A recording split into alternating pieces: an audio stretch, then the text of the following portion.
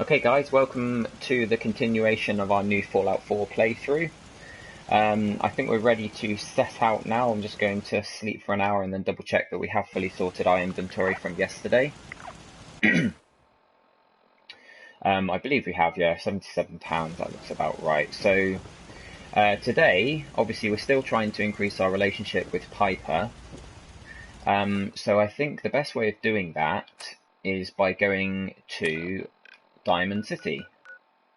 That's where we found her, obviously. That's where she lives. And there's a bunch of side quests there. Now, I'm assuming that if we help out the people in her hometown, she's going to, be happy with us. And we've already increased her affinity a little, a small amount,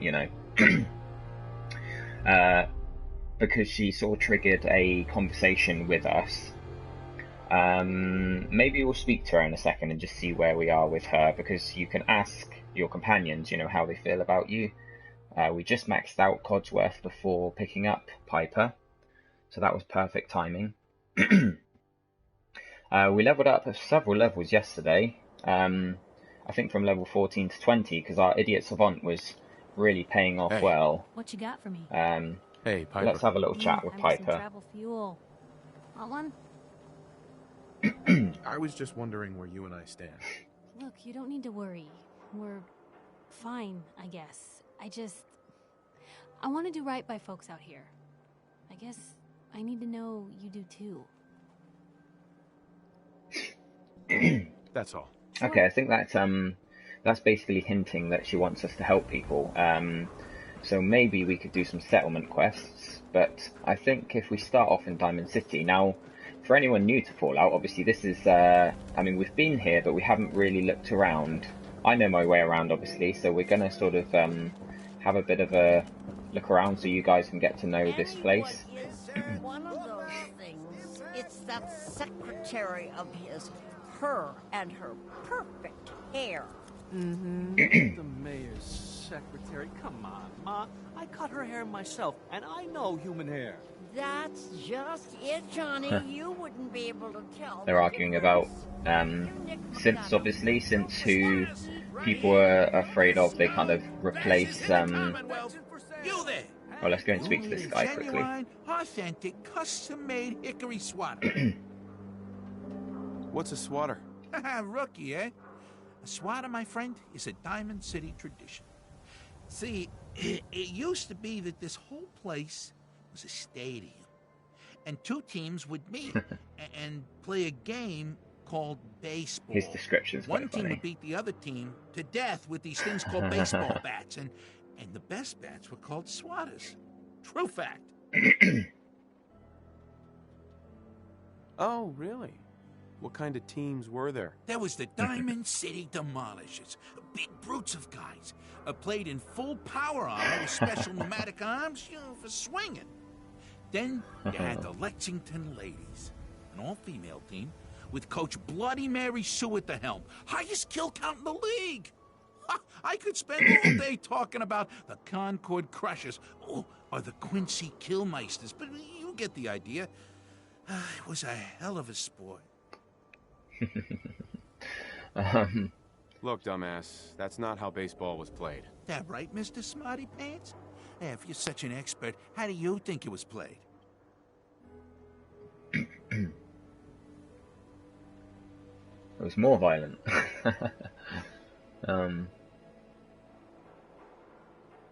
It was America's pastime. A sport that united families on warm summer days. And it wasn't violent. Mostly. Wait, that's what baseball was like? Really? I like my version better. Now, can I interest you in these genuine, authentic, custom-made hickory swatters? Got any work? Well, if you want to help the sport, I got a lead on a stash of pre-war collector's items. Coach, quitting is for punks Westing had an estate not too far from here. Legend says when he retired, the league presented him with a baseball, catcher's mitt, and playing card signed by all the other coaches. See where I'm going with this? I'll pay 100 caps each for those relics. What do you say?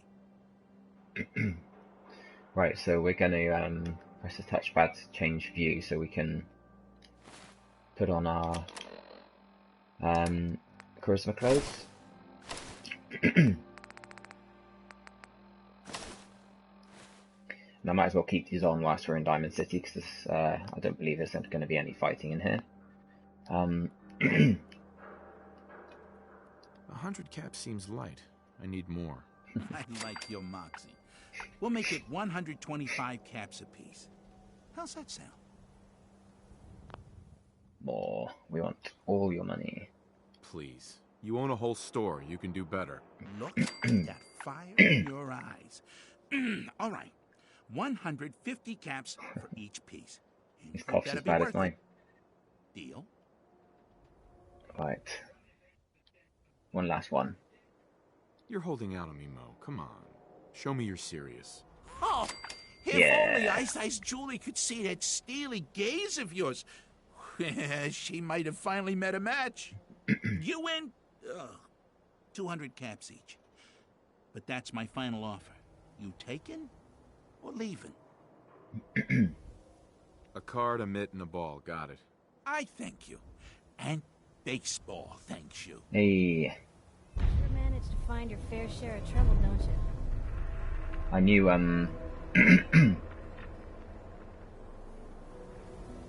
yeah, I knew working around here would increase our relationship so. with her. Hey, I'm not one to judge. Honestly, it's just nice to not be doing it alone for a change. In my line of work, things tend to get pretty hairy. I've been shot at, poisoned, nearly executed. Heck, until recently they called the lockup in Diamond City the Piper Suite. Anything for a story, I suppose. You've led an exciting life. Sure have. But honestly, now that I'm out here with you, I feel like I'm just getting started. Getting in trouble is what folks like us do. I mean, you and I are out here putting ourselves at risk so people in the Commonwealth can have a chance at a better life. Not for praise or reward or glory, but because it's right. I just wanted to let you know I'm real happy to be along for the ride.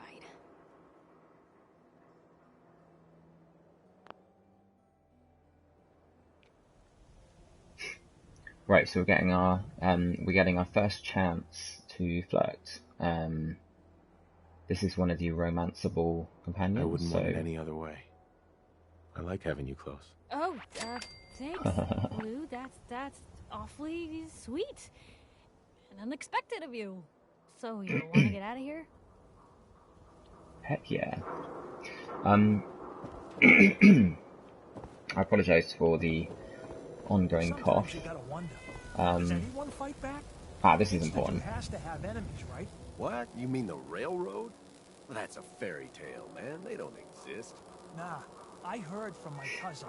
He knows a guy that works for him. They got a code phrase and everything. Follow the Freedom Trail. The hell is that supposed to mean? You're full of it. That kind of talk is gonna get you snatched up by the synths. Yeah, so that's You're that triggered. from the paper. Oh, yeah, I am. Don't be caught dead. I thought he was going to ask me Protection something. from Commonwealth weaponry. Yeah, so that's triggered the first mission for the railroad, which we can go to.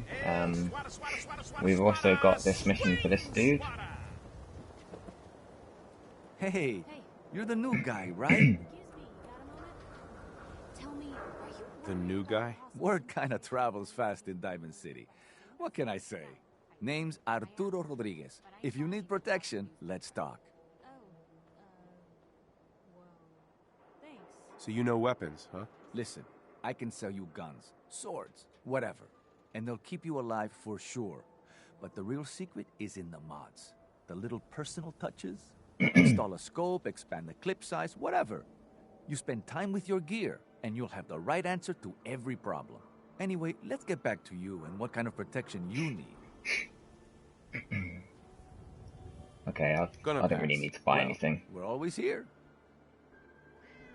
Good to know. Thank you, buddy. You? I don't know you. Just keep your distance.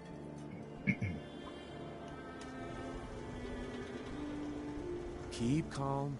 I'm standing still. That's exactly what a synth would say. But I don't know. Are you really, human? Human as the day I was born. Well, you do look human enough. But I'll be watching you. I have eyes like a... Well, they're good eyes. Got it? All right. We can do business, but no funny stuff. Not a very good memory or brain, though. What kind of business you running here, anyway? We buy and sell anything and everything. 7 days a week, 24 hours a day. The robot takes care of customers at night. Only one I trust to do it. At least I know he's a machine. Not looking to buy right now. All right. Okay, so we've got a couple of shops here that we can take advantage of if we need to.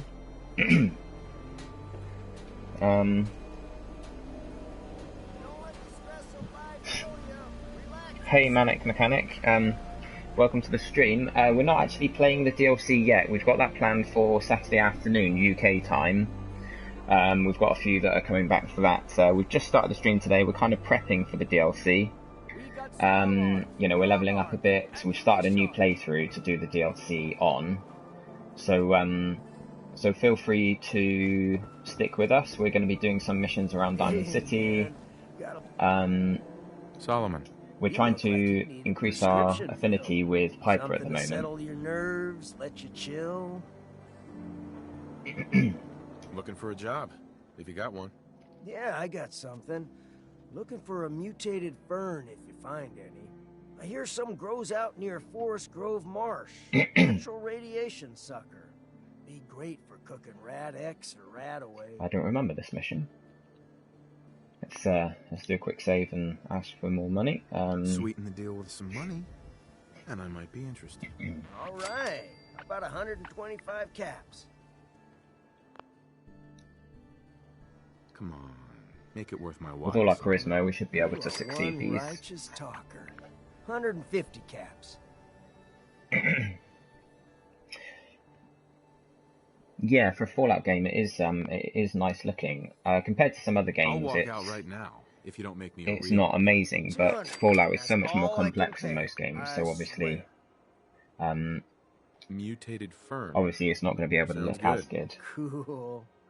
But compared to the previous Fallouts, yeah, it's definitely much better looking. Although I do think that when they progress on during this generation, Hey, you're in the paper, right? You're 200 years old.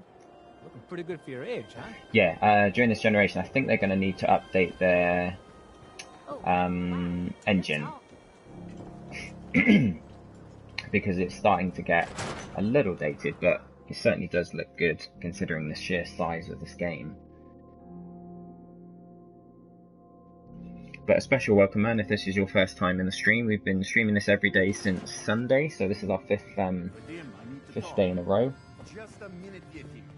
I've apologised to everyone before, but I do have a bit of a croaky throat, so I'm a bit sort of sniffly and coughing a bit, so you'll have to bear with me on that front. A Mirelurk! A Mirelurk! Come on! That's like 2 out of 10 points of danger tops. Now, if you want to talk something really deadly. Redeem! I forgot you were there, Yefim. What is it? You know what? Never mind. I'll handle it myself. See this bar? I killed a man for it. No, I kid. He is dead, though. Now, let me know when you're ready to order. So, this your bar? Damn straight it is. My brother Yefim and I make the best moonshine in the entire Commonwealth. We call it Bobrov's Best. Had to start renting out rooms just so customers had a place to safely pass out after drinking it. Don't need anything today. Come back later, then. You there. We need to have a conversation. I'm going to quick save here, because this guy... I feel like this guy if I'm thinking of the right person, usually he appears after you've done a certain action, which I won't spoil in case anyone's new to the game. Let's have a look and see what. Tick, you got my attention. I'm always looking for people who know how to handle themselves in dangerous situations. From what I hear, you may fit the bill. That's okay, mechanic. No problem. I don't mind danger, so long as I get paid well enough. You will be well paid. I can promise you that. By the way, I'm Edward Deegan. You'll mostly be working for me, but you'll need to talk to my boss first. His name is Jack Cabot. He likes to personally interview everyone I hire. He's careful like that. Come down to Cabot House in Beacon Hill and ask to talk to Jack. I'll let him know you're coming.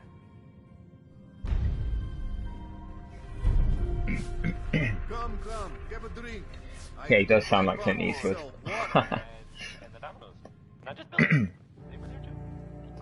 Newcomer, huh? Talk to Abbott Abbott at the wall. if you want a history lesson. I might do that actually. Let's go and see Abbott at the wall. So we're trying to do a bunch of where's Piper? Trying to do a bunch of little helpful quests around Diamond City so that Piper will admire us more, and we can do her final mission, which will... I think she's got a final mission, because once we've done that, we'll get a perk where we get double XP every time we discover a location. So I'm trying to do this fairly early on. I forgot about it for the first sort of 10 hours of the game or so. But now, obviously, we're trying to get this one done before we carry on too much with the game, because if we get it nice and early, this perk, then every location we find from then on will give us extra XP and help us level up a bit quicker. I'm going to go and see, I think this is the... Yeah, this is Diamond City Radio. Now, those of you listening on Twitch and YouTube, you won't actually be able to hear the music from the radio because Twitch seems to block it out, but which is a bit annoying because the music's awesome. Oh, stuck on something. Yeah, so this guy, you may have heard him if ever I have the radio on. You'll be able to hear him speaking. You just can't hear the music in between. But he's very kind of nervous and not very sure of himself. Terrible radio DJ, but... Okay, I usually don't... This is why. You can tell just from him speaking, Travis. he's the complete worst. Don't break my stuff if you don't mind. Hey, No, that's what you're doing. Hi. Again. Hi. Okay, so there's not I mean, there is a mission related to him, and I thought it was going to trigger it when we went to the bar. Maybe it happens a little bit later. I'm not sure on all the trigger points for every single one of these.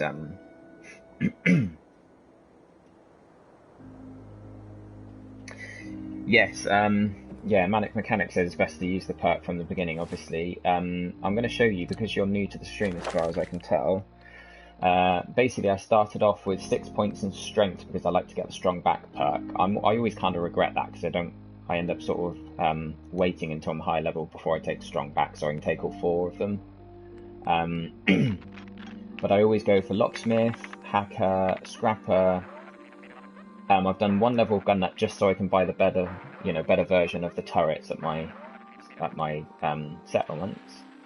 Awareness obviously helps you see the weaknesses of each enemy.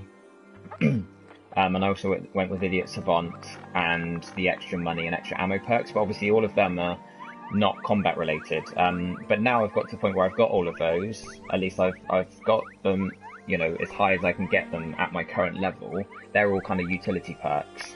And like you say, with the perk for getting more XP for finding locations, all of these ones are worth taking early on so that you can build up a supply of money, ammo, XP, and also crafting supplies.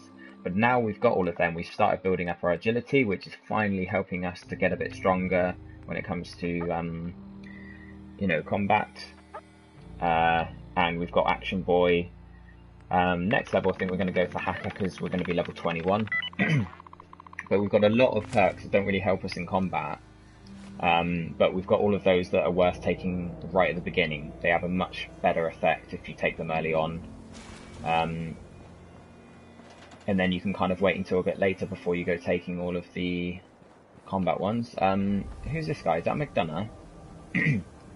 Yeah, I'm not sure why he's here. He's like the mayor of the town.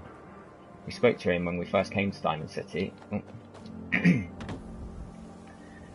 He's here as if he's...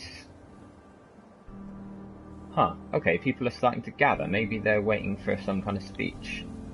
Yeah, this is interesting. Let's... Oh, he's busy. Okay, let's... I've never actually seen this, so let's sit down and, or maybe just stand here and wait to see what he has to say. Everybody, I need everyone's attention. I would like to address the subject that is on everyone's mind. And that is the disgusting article Piper has written. Diamond City has stood united for over 150 years. And what keeps us united are two things. First is the great green guardian behind me, the wall, our protector and our savior from the filth of the outside. And second is our faith and trust in each other. The faith and trust that has given us prosperity, security, and education for every citizen. And while the paper might point their fingers at synths and other ghost stories to drive us apart, we will not betray this sacred trust. Now, I want everyone to hear these next words very carefully. I am not a synth. I am the same flesh and blood boy who grew up on these streets, who was born in a shack just down the waterfront to Martha and Patrick McDonough. And I will not abandon my city due to the heinous allegations of the press. God bless this city. God bless the wall.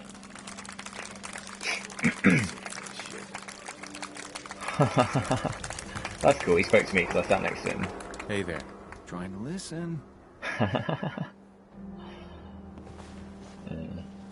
The NPC AI is really good in this game, for the most part. What is she doing? Where are you hiding from? Excuse me. You read the paper? Damn sense. Hiding among us. That's a bit random. I'd love to talk, but I have matters to attend to. Mayor McDonough. I have somewhere to be. Sorry.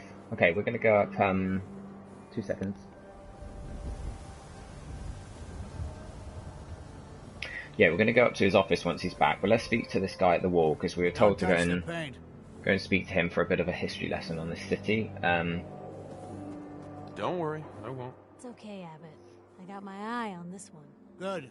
The wall keeps out the bad guys, so I appreciate you not messing her up none. Thinking you need a little education. Maybe a bit of community service. What do you say?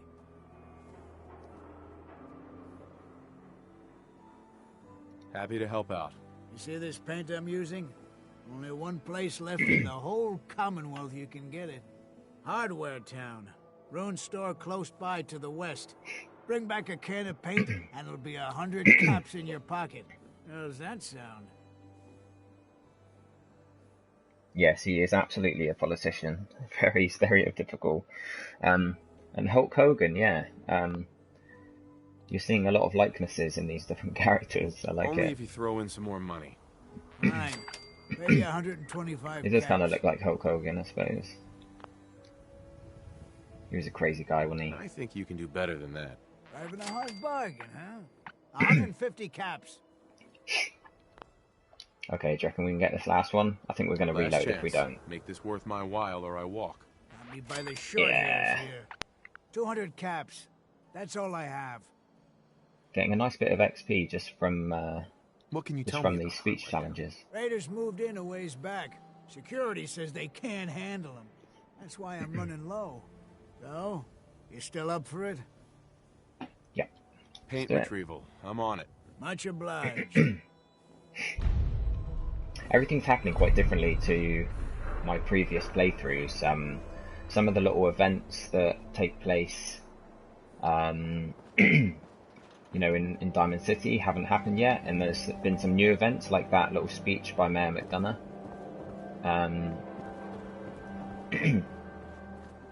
I think, if I remember correctly, there's a kid round here who wants me to retrieve stuff from Shang, what have I the told you water. about keeping the lake clean? Don't make me shut down this little stand of yours. Every drop of water that comes out of that filter is 100% pure. Why is a legitimate businessman like myself always got to be hassled by city regulation, huh? It's a health hazard, Shang. It's a profit hazard is what I say. I manage the water, and I'll do it without your interference, thank you very much. He's a very confident kid. Can't talk now. Some other time. How many hours have I logged? On this playthrough, mechanic, on this playthrough, let's have a look. You won't be able to see the screen, but I'll let you know.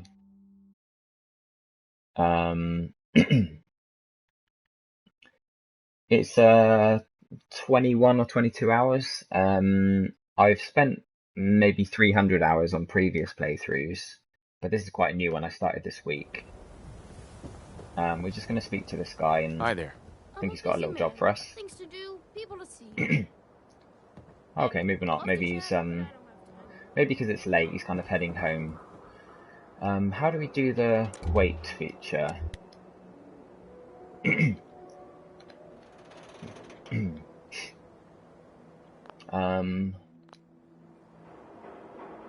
Oh, crumbs. I can't remember now.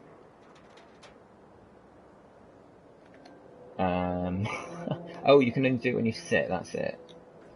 Let's sit down. I'm going to wait until it's daytime and speak to this kid. I don't know if we're going to actually do his mission right now, because it involves us going into the water, and I think obviously it's going to be better if we have a hazmat suit. He may give us one. I'm not sure. But some of the missions I was expecting to trigger haven't triggered yet. We'll come back here when he's had a chance to walk over from his house, wherever he lives. I'm going to go and check out the bar again. Because it might be that I'm here earlier than I usually come here, so maybe some of these interactions aren't sort of available yet. Oh, okay, so that's the one I was actually thinking of. This guy's just told us to go and speak to the Bobrev brothers. I hear there's a bar in the old theater district that's Provader's own combat zone. That guy was just talking about the combat zone. It might have marked it on our map, although we might have maybe gone through the door too soon. Oh no, map updated. Okay, cool. Because there's another companion there. Quiet, Yiffy. All right, you. Tell me, Diamond City radio is terrible, yes? Makes you want to cut your own ears off.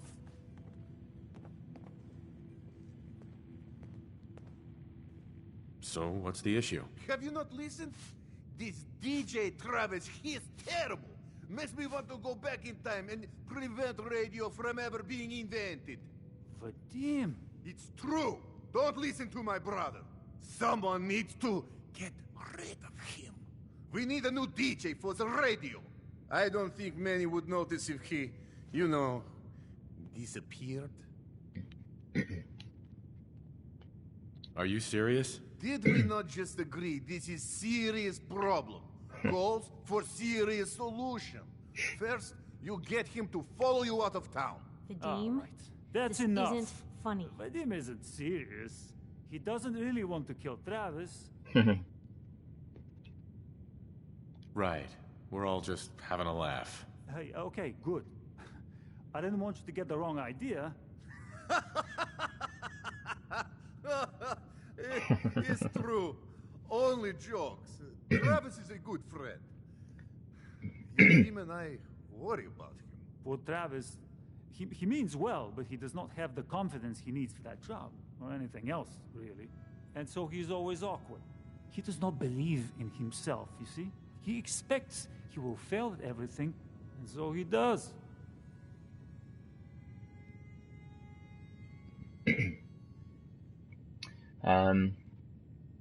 Okay, I'll see you guys in the chat. I'm just going to let this dialogue play out, and then I'll read your comments properly. I don't want to speak over the dialogue unless people are interested in hearing it. Come. Well, say something. That can always be turned around. Exactly. This is what I'm telling you, him. Go on, spoil sport. Go back to working. We will figure out how to help Travis. Come, you. Meet me in back room. We discuss plan. Okay, so yeah, don't worry, Manic Mechanic, you didn't distract me. I always like to have interaction with the viewers. I ain't seen nothing. And welcome, Hi there. Gaming Orange as well. Thanks for joining us, man. We've had quite a few. I mean, I'm quite new to Twitch. This week has been my first proper sort of week streaming. So we've had quite a few new subscribers.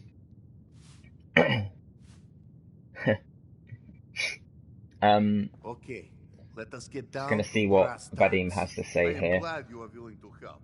Unlike my deadbeat brother, Travis is a good guy. He deserves better life. I'd be happy to help. Okay, so Travis needs to believe in himself, yes? Believe he is capable of more. You know what works well for this? A bar fight. Ever been in one? I can hold my own, if that's what you mean. This one's a pretty tough cookie. Exactly what I mean. I want you to back up Travis in his first fight. I want to stage fight here in Dugout. Nothing too serious. We make sure Travis wins and feels good about himself after. I want you to be there to help make it look real. What do you think? Sound good to you?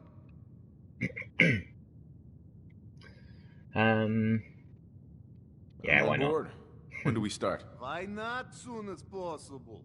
I have contacts, people I can count on. Real tough looking, but they will take a dive for money. They confront Travis here at Dugout. You step in and give him push he needs to stand up to them. Then you and Travis take them down. Nothing gets too rough, and Travis is something he can feel good about. Simple, right? I have everything ready by 6 o'clock. Travis should be here by then. You show up, and it will go well. He sounded like the meerkat from those that price comparison advert. Okay, so I'm just gonna yeah, thanks for joining us, Gaming Orange. Sorry, I've been kind of like I said, I was letting all the dialogue play out, and obviously Manic Mechanic's been here for a bit. Like I said, we've been streaming since Monday. Another lookalike, yeah. Cheers for the follow, Gaming Orange. We've had a few new followers this week, and we're starting to build up a little bit of an audience, which is nice. We're going to check our missions here because we've picked up quite a few.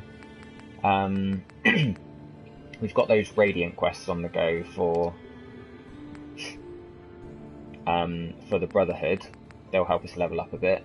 Yeah, someone mentioned earlier that there's not a lot of combat. Yeah, Mechanic said it seems the combat isn't nearly as abundant in this game in some cases.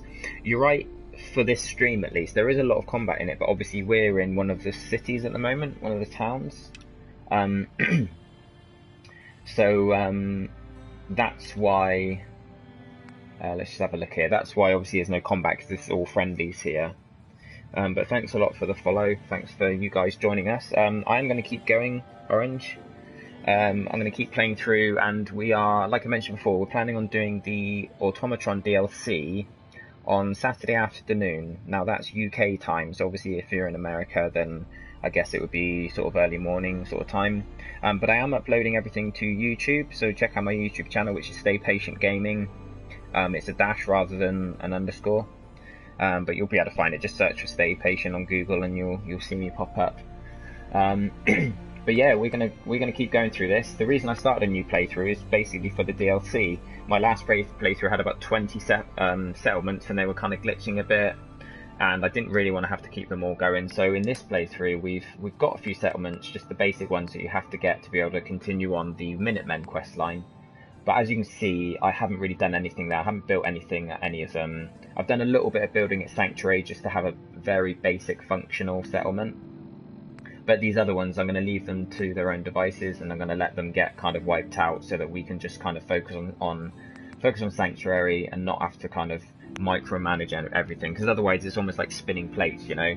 I mean, you'll know this, Orange, because as you said, you've completed it 6 or 7 times. So nice going, man. My favourite part of the game... oh, it's 6 AM where you are, mechanic. Wow, you are up early. My favourite part of the game is... let me just trigger some missions here and we'll talk about that as we're on the way there. This one here we have to wait until 6 PM and it's sort of 10 in the morning at the moment, so we might as well do some other missions while we're waiting for 6 PM to roll around. So we've got to go to the hardware store, we've got to talk to Jack Cabot.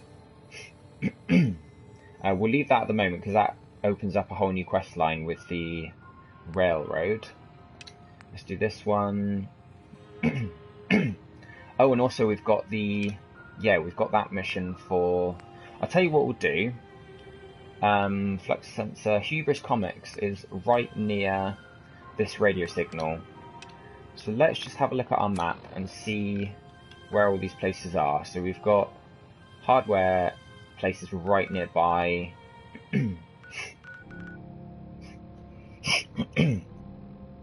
Pardon me, sorry guys, I just recently got over the flu and I'm a bit yeah, okay, so we're going to... Yeah, we're not going to do the Cabot one right now. We're going to take that one off as well. Okay, so if we head to the hardware town, the semi-retired mechanic. Nice one.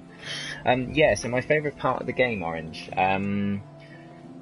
That's difficult. You know what? I enjoy, in Fallout games, I enjoy just the exploring and just finding things that you don't expect. Like yesterday we found we found a guy selling a dog, and I know a lot of people have come across him, but the guys in the chat at the time had never met him, and I'd never come across him in my 2 full playthroughs. This guy was selling his dog, and he was kind of reluctant to let the dog go because he wanted to know that he was going to be looked after. And now we've got that dog, and it's increased the defense at Sanctuary, which is pretty cool. And it's like a little friend for dog meat, I suppose. It's those little events, like also yesterday, I think it was yesterday, we met those 2 guys called Art, where one of them is like a synth, and one of them's normal, but you can't tell which one's which. Now we questioned them, and one of them was holding the other at gunpoint. And it turned out that the one being held at gunpoint was the synth, and he kind of said to me, he sort of confided in me and whispered that he was the synth, and he said, help me kill this main guy, you know, the real guy.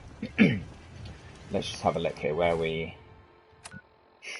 Okay, we're going to Hardware Town.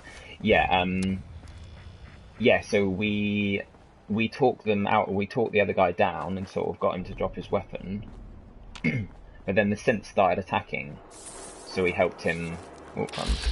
We helped him take the synth out. Oh, what's she shooting at? Oh, okay. Yeah, so it's those little events because they happen differently every time you play the game. You'll have noticed this, Orange, if you played it 6 times, because. Oh, okay, so I know what this woman... She's going to die. She needs help.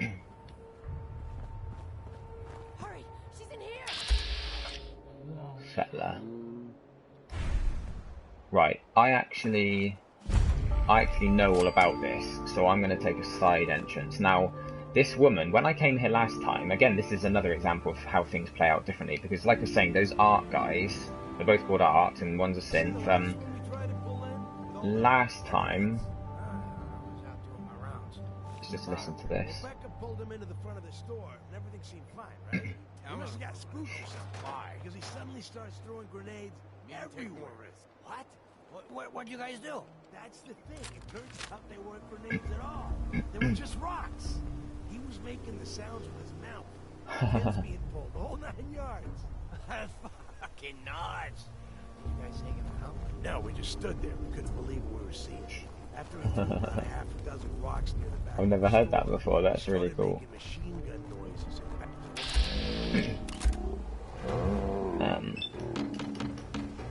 Oh, crumbs. Alright, we're going to use this weapon instead. Although he's going to be behind cover by the time we hit him, so... Oh, they've done quite a bit of damage to us. Oh yeah, this oh, okay. Tell you what, guys. I apologise. I'm gonna just reload because I've just realised we're still wearing. We're still wearing our our normal clothes. I always make that mistake. It's really ridiculous. But yeah. So like I was saying, those art guys. Last time I played it, when I found them, they were already locked into a battle together. They were already fighting, so I didn't know which was which, and I just left them to it. But this time I was able to sort of interrogate them, find out which one was which, and then kind of protect the one that was, being kind of screwed over. Now let's make sure we actually put our armor back on. So it's those little moments, and like I was saying, this particular place we're going to now, the hardware store, there was a woman out the front, as you would have seen. Let's have a look what we're wearing. Military fatigues. Yeah, so this woman out the front, she's dressed as a settler, and she says, she's calling for help, saying, oh, my friend's in here, they're in trouble, whatever. Now, last time I was here, by coincidence, I went into the hardware store, by the back entrance, and there was loads of raiders in there. Oh, almost forgot about these guys.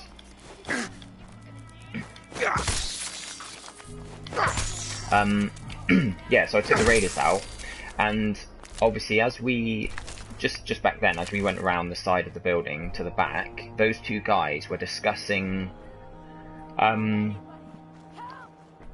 You'll hear it again now. So she's calling for help. If I go up to her, she'll go inside. Now, you can kind of tell that she's not a basic settler. Look. If we go around the back, you'll notice that these two guys that we were fighting a second ago when we realised our armour wasn't equipped. Oh, they just heard me, so it stopped the conversation. But basically, they are talking about... he said, did you see the last one we pulled in? Now, what they're actually doing, if you haven't figured it out yet, was... they're sort of pulling people into the hardware store so they can attack them.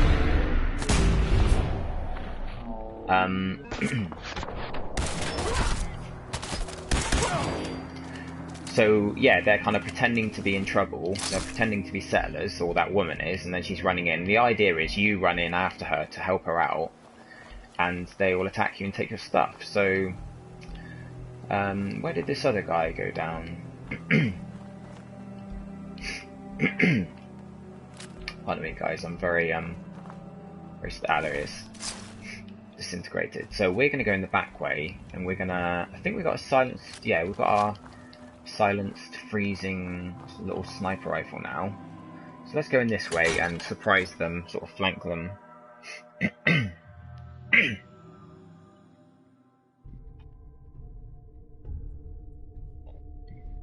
Yeah, Gaming Orange. The Jack Cabot mission, the Jack Cabot mission is really good. But the reason we're not doing it now is just because we've got some nearby missions that we're going to do, and we've got some that kind of need wrapping up, ones that we can combine together because they're in the same location. And yes, you do get a bobblehead, but so you guys know, I'm kind of holding off grabbing all the bobbleheads. Any of the ones that are related to specials, I'm gonna, on this character, I want to get the specials to level 10 before I pick up the bobbleheads.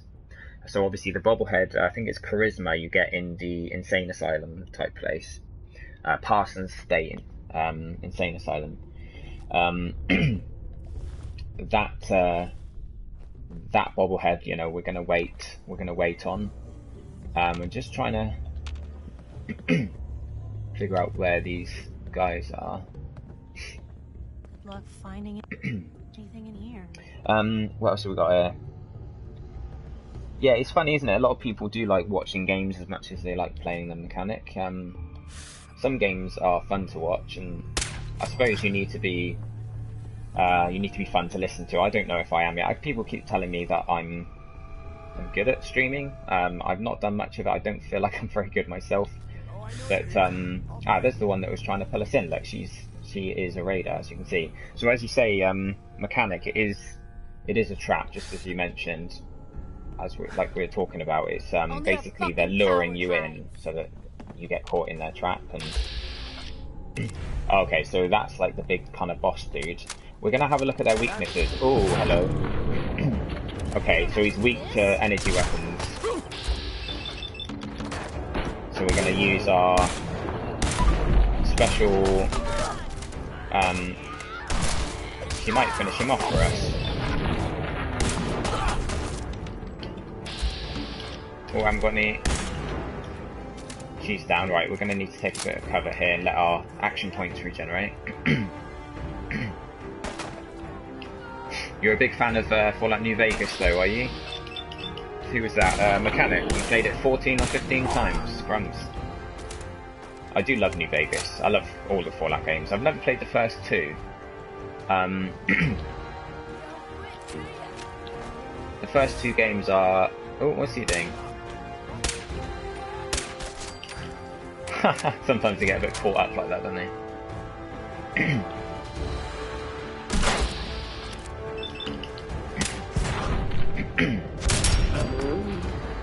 Okay, I think we're almost clear of guys now. But yeah, like I said, I've never played the first two Fallouts, and it would be cool if they maybe did an updated version on PS4 or something. They've done the Wasteland games.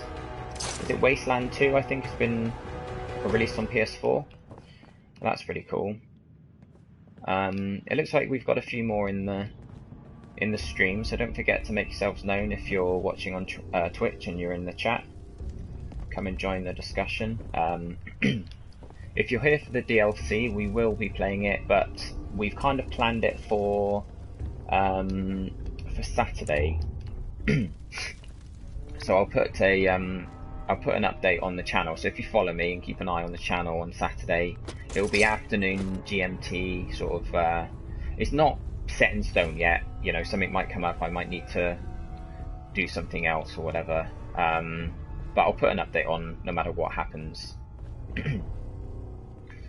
So we'll be doing the Automatron DLC, and then of course we'll be preparing ourselves for any future DLCs. I think, oh, that's the little side entrance that we walked past when we were going around the side of the building.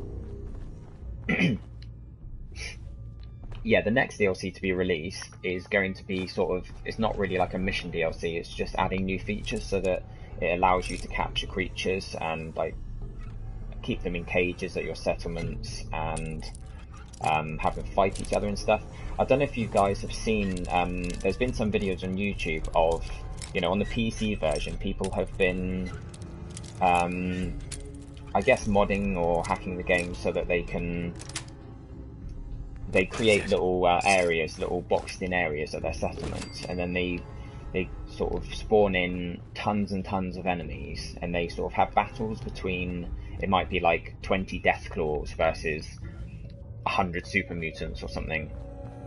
And that's pretty cool. So obviously Bethesda have kind of seen that and thought, well, let's make that an official thing so that people on consoles can do it as well. I'm going to come back to this workbench because I think there's some more guys that we need to pick up their armor and stuff. We've got weapon bench. That's cool because we can start breaking down some of the armor and weapons that we picked up in this location.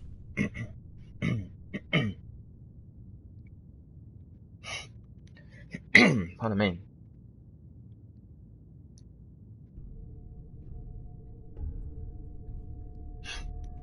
Yeah, so you prefer, so I just read in the Twitch stream there, you prefer the... That's in better shape than I should have it in front of me really, so I don't have to look to the side. But I've got it on my iPad just next to me on the settee, but you prefer this one over Fallout New Vegas then? Obviously this is a better game, I think. It's better in lots of ways. Mechanically it's better, it looks better. Pardon me. Sorry about this, guys. I'm very I've just got over the worst flu I've ever had in my life, like a couple of weeks ago. And I have sinus issues anyway, and throat issues with acid reflux and stuff, so you'll have to bear with me. Thankfully everyone's been really nice about it. I keep apologising and people keep saying that it's, you know, it's not really noticeable. It's probably more noticeable to me because I'm very conscious of when I'm doing it, but Let's not forget we are here to mix some paint, so just keep an eye out for the paint and the mixer thing. But yeah, I think I agree with you in many ways that this is a better game. I think I prefer Fallout 3 just for the fact that it kind of came at the perfect time for me. Fallout 3 is actually my favourite game of all time. Oh, there's loads of glue here. Nice one. Pack of duct tape. Yeah, Fallout 3 it came when I came down with long-term illness, and I'd kind of not been as big a gamer for a while leading up to Fallout 3. I didn't buy a PS3 immediately upon release, bought it about 6 months later. And let's have a look here. And I'd kind of slowed down gaming. Oh, there's a thing of jet. I slowed down gaming on the sort of during the last few years of the PS2, I guess. I'd done a lot of gaming during the PS2's lifespan, but I had a job and had more stuff going on, so I didn't have as much time for gaming. But then, you know, I got the PS3 and I had a couple of games I enjoyed, you know, Uncharted and stuff. But when Fallout 3 came along, and I was too ill to do anything, I'd have to stop working and stuff. It was the perfect game at the perfect time.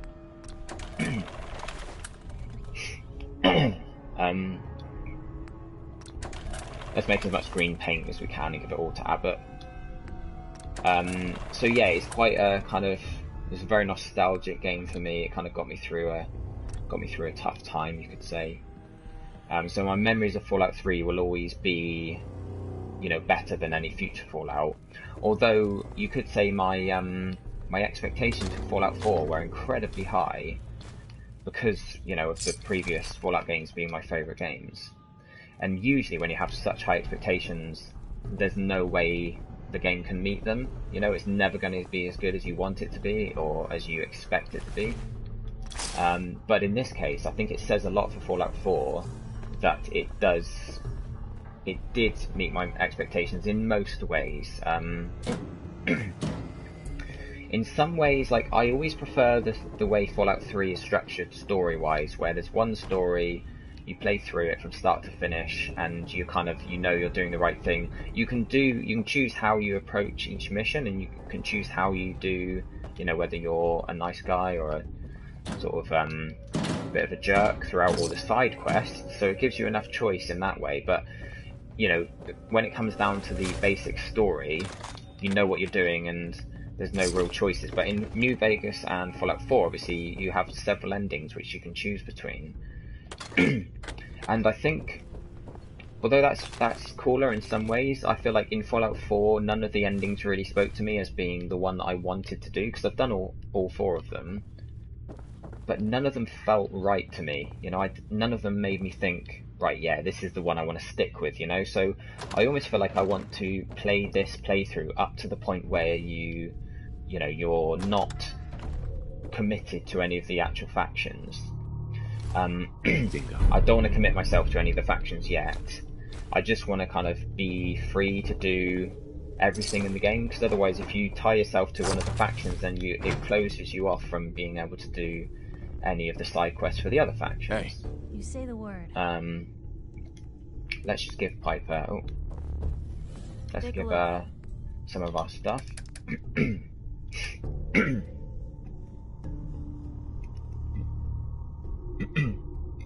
I think you're being sarcastic about the ribcage,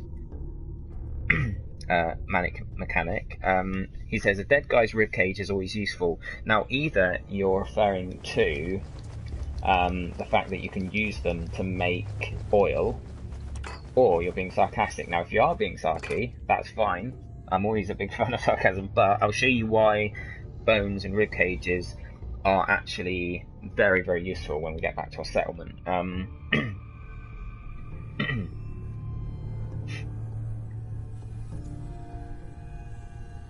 This game in Forza 6 made you buy the system, so I take it you're an Xbox player then. I'm currently playing on PS4 myself.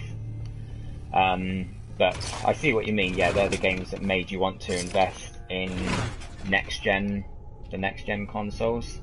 If I hadn't bought a next-gen console before this came out, then I absolutely would have done for this, obviously. It's the sequel to my favourite game that ever made. Now, we're quite full of... our inventory's quite full. We're going to check this final room. Pardon me. I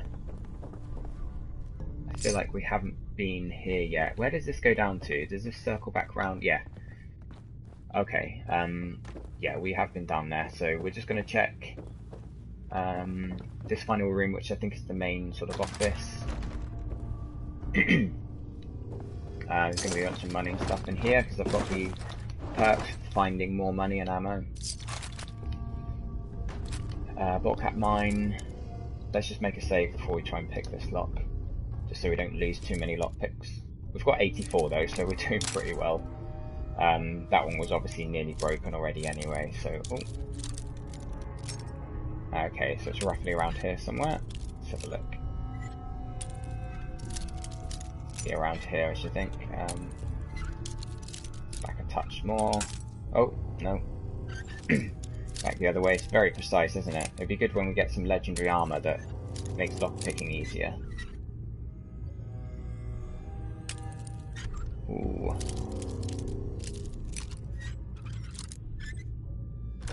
Yeah, there we go. Got it. No, that's alright, mechanic. I thought, I wasn't sure whether you genuinely meant that the bones were useful or not.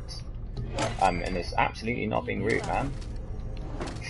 No need to apologise for that. Whether you're being sarky or genuine, it's all good. I love having input from you guys in the chat. Looks like we've got 9 viewers at the moment, according to the pop-ups on the screen on the PS4. So if anyone else is in the chat, we've probably got some of our regulars. I know we've got a couple of my TSN friends who tune in. I'm going to leave that because it will over encumber us. Yeah, a couple that tune in every day, and we've got a few that tune in when they get home and they're available. So if you guys are there, say hey and welcome these new guys to the stream. I don't know if this is your first day with us, Orange and Mechanic, but it'd be great if you stick with us and see how we get on with the DLC in a couple of days. Like I say, we're going to be we'll do some work for each of the factions, but we're not going to make any solid decisions about like joining one or the other, because on my previous playthrough, obviously I made a save and then I did each ending from that save. But I kind of, doing those endings, felt like I'd finished the game and I didn't have the motivation to go back. Sorry, I didn't have the motivation to go back and do all the side content. So on this playthrough, we're going to just sort of do everything in the game and not finish any of the stories. And then maybe we'll have like a bit of a vote. You know, if we finish, you know, if we decide which ending to go with, we can maybe get some feedback from you guys, anyone that's been in the stream since the beginning. You guys can maybe make the decision as to which faction we ally ourselves with. But yeah, I think it's nice to just be able to explore and find all these little side quests that sometimes you might end up missing. See all the little events that take place, or the interesting little encounters you come across. Okay, so we're going to take this automatic barrel off in case we want to use it on another laser gun. Everything else on here is standard, so we can break that down. Pardon me. Break down all these basic guns, and if we've got any with mods on, take them off and maybe use them if they're better than what we've already got on our weapons. We'll use some short type bolt action rifle. It's very basic.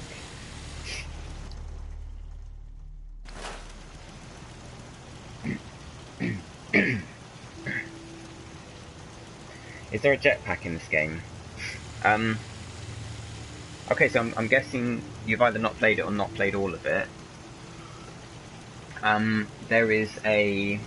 well, there's a power suit, There's not a jetpack as such, but I think there's a mod on PC where you can sort of jump really, really incredibly high and far with the power armor. I'll show you the power armor in a sec. We'll turn around and it's just behind us. We're just having a look. I think we've got a quick eject mag for our calibrated. Might as well take that. I'll also show you the use of the bones as well, because maybe if you're asking about the jetpack, I'm kind of assuming that maybe you've not played the game yourself, so that would explain the comment about the bones. But I'll show you something interesting. So if you do get around to playing it,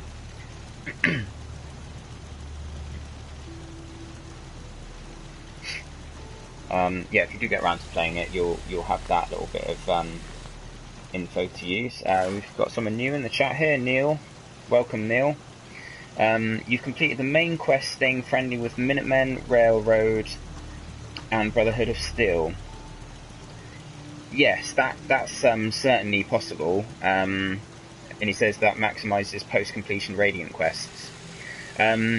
Yes, that's definitely possible, as you say, because generally all three of those are sort of fighting against the Institute. So you can kind of manipulate the quests and stuff and do them in a certain order to be able to stay allied with more than one faction. Pardon me, sorry guys. So yeah, but I think what we're going to do is just try and do everything. Long night barrel, there we go. Yeah, we're going to try and do everything, you know, before sort of carrying on with the story, because I also want to do the DLC, and I'm not sure how. I'm sure the DLC will be separate to everything else in the game, but I'm not sure whether, you know, things might be affected by what you've done in the main game in the DLC. So, you know, story-wise. I'm guessing you may well be a trophy hunter, Neil. I'm a big trophy hunter, and obviously, you know, I did the platinum on this quite early on when it first released. I didn't rush through it because it's a game I've been waiting for so long. I'd spent a couple hundred hours on my playthrough, and then I've done a second playthrough on a friend's account. Pardon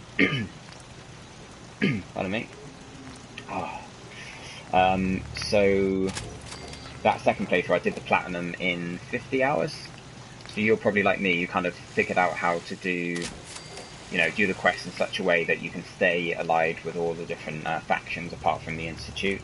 And that obviously speeds things up if you're trying to get all the trophies.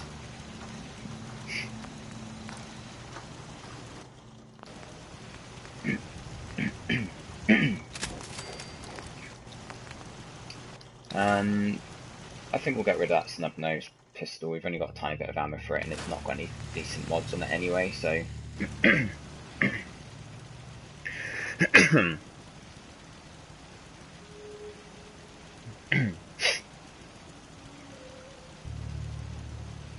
You have the game, but you've not installed it yet. Ah, yeah, I did.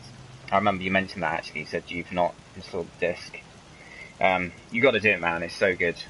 If you want to check out the rest of this playthrough, sorry, I'm getting distracted by the game every time. Or getting distracted from the game. That's just me not being used to streaming yet. But yeah, if you'd like to see the rest of this playthrough, like I mentioned before, it's all uploaded on YouTube, Stay Patient Gaming. So right from the beginning you'll be able to see the intro of the game, and also it's quite a good video, the first one, to watch, because I talk through the benefits and like pros and cons of the different you know, of all the different perks and like how to set up your special stats. And Craig's here as well. Welcome, Craig. I think I recognise your name from the other day. So welcome back. And yeah, I know you said you've done the other Fallout mechanic, but there is there is quite a lot of differences with this one. You know, it's not, if you've done the previous Fallouts, it doesn't necessarily mean you'll be sort of all up to speed on this one as soon as you start it. Let's just have a look here. We've got Metal Leg 13 and 7. 10 and 5. Okay, so this one's not as good as what we're wearing at the moment, so we can get that broken down. Steady Raider left arm. What left arm have we got at the moment? Is this a sturdy piece? Yeah. Okay. Yeah, so if you're check out my YouTube channel, because there's a lot of instructional videos on there.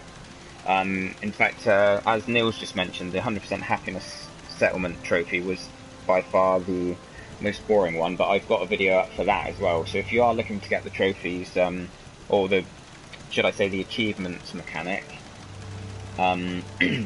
check out my channel. It's got a lot of tips, and also just information on how the different features of the settlement works. I mean, a lot of those tips are things that people are fully aware of now because the game's been out for a while. But when the game first came out, I got a lot of thanks from people for those videos. Just having a look here. Right, so we've got 2 other chess pieces. 18, 15. Oh, we've got boiled. Hang on, is that? Okay, so we've got starting now. This is our first piece of sturdy leather armor. So if you were watching yesterday, you would have seen that we're starting to get sturdy raider armor like this piece. The only way you can tell if it's sturdy is by going to unequip the second mod, because that name, the pocketed name, kind of replaces the sturdy prefix. But leather gear, 16 and 25. Yeah, so that's much better. So we're gonna take the mods off this current piece of armor that we're wearing for our chest. And that's going to be cool, because I don't like that big clunky chest piece. Girded leather. Is this, right, this is just basic leather stuff. But we are, I think, going to be able to upgrade this. Yes, studded leather improves damage and energy resistance. So, there we go. That's quite a big jump, look. 22, 33. We were on 18 and 15. Oh, pardon me. And I'd like to have lighter, lightweight stuff if I can. Let's see if we've got a lightweight. Yeah, we've got lightweight for our raider leg there. Just double check we've got the best stuff that we can currently have. We can buy better upgrades, but as I keep stating, we're not buying upgrades really, because you find so many in the game that you might as well wait until you can take these decent upgrades off of another piece.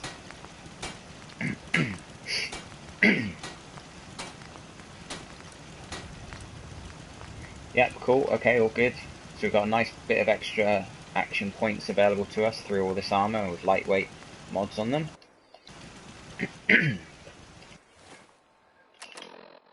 So let's just equip this new bit, and then what we're going to do is we're going to chuck any weapons that we're not planning on taking with us in here. Molotov cocktail, we'll take the laser rifle, sniper rifle, automatic pipe and sniper pipe, and the 10mm. I don't think we need a bottle cap mine just now, because we're not really coming across, death claws or anything like that.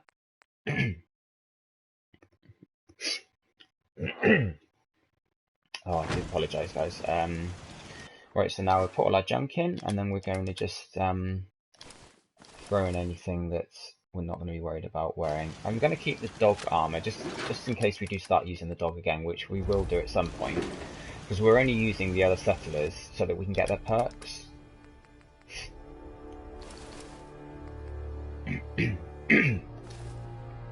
So we've got the hard hat, I'll put that on in a sec. We've got our outfit for charisma. We've also got a gas mask just in case we have a lot of radiation in any of the locations. And all the rest of this stuff, I keep it, I pop it into my workbench, because then it's available for me to dress up my settlers. And I also put, I reiterate this every time I come here, but I also put any food and drink that I'm not going to use, so anything that's irradiated, or anything that's craftable, so that's irradiated, dirty water is craftable. Anything that I'm not going to need to get access to quickly. Any food that's already cooked, I put in a separate container, because then stuff like this, the rad roach meat, I pop that in so that I can then cook that, because obviously the cooking station and all the other crafting stations have access to all of this inventory in here. And anything that you might want to grow or whatever.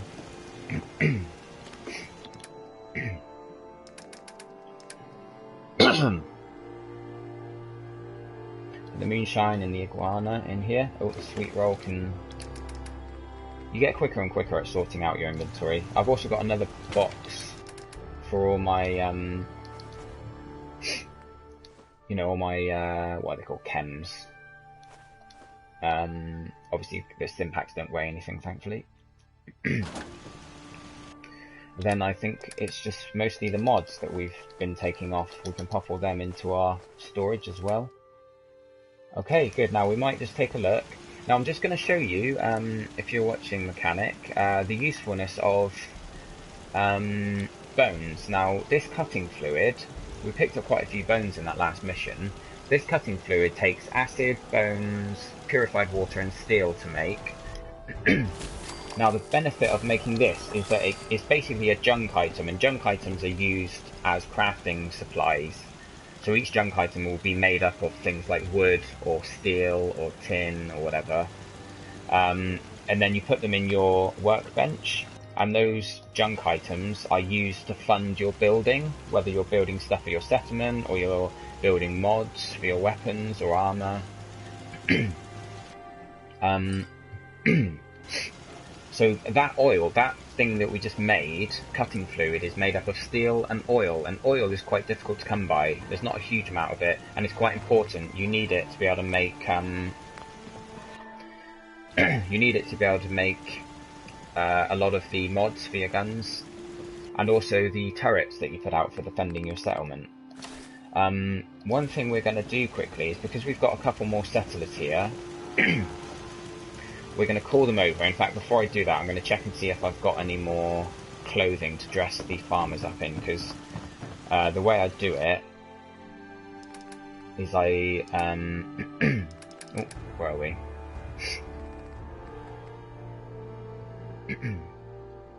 I'm trying to remember what it's called.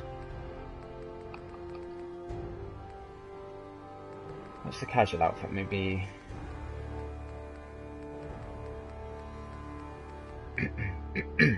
Okay, I don't think we have any. There's an outfit and I forget the name of it. Maybe if I take a couple of undershirts and jeans, they might do the trick. That's the outfit there. It's like a tartan shirt and jeans, and I just think it makes them look like farmers. Now, if you dress up your farmers that you've assigned to food, there's a bit of a glitch with these lights. Sometimes you have to... for them to light up, you have to turn the generator off and then on again. But yeah, if you dress your settlers up, depending on what job they're doing, it's a lot easier to kind of remember who's doing what, so you know who's left to assign to something. Now, of course, there is a new feature where if you go into your build menu and you hover over your settlers, it does actually tell you what they're doing. It never used to do that, so that's really useful. But we're looking for someone who isn't assigned to anything yet. She's assigned to food. Mama Murphy is. I think this woman here, I think she's... Come on, Mama Murphy, out of the way. Out of the way. Right, what we're going to do is we're going to quickly plant some more mutt fruit, because we need a higher income of mutt fruit. Because that's the one thing we're short of. Otherwise, you know, the whole point in planting mutt fruit, corn, and potatoes specifically is because those three food items, along with water, are used to create, it's not oil, it's adhesive. You can create it's called vegetable starch, or vegetable something. She's working through the loss in her own. And, you know, if you've got more food than you need to feed your settlers, so we've got 30 food production and 10 people, so if you have more than you need, then the leftover food is used, like put into your workbench so that you can use it for crafting things. So we're going to plant another 6, because each settler can farm 6 units of food, and each of these plants is worth 1 unit each. So we're going to assign her, and then we're going to show you guys how to dress her differently.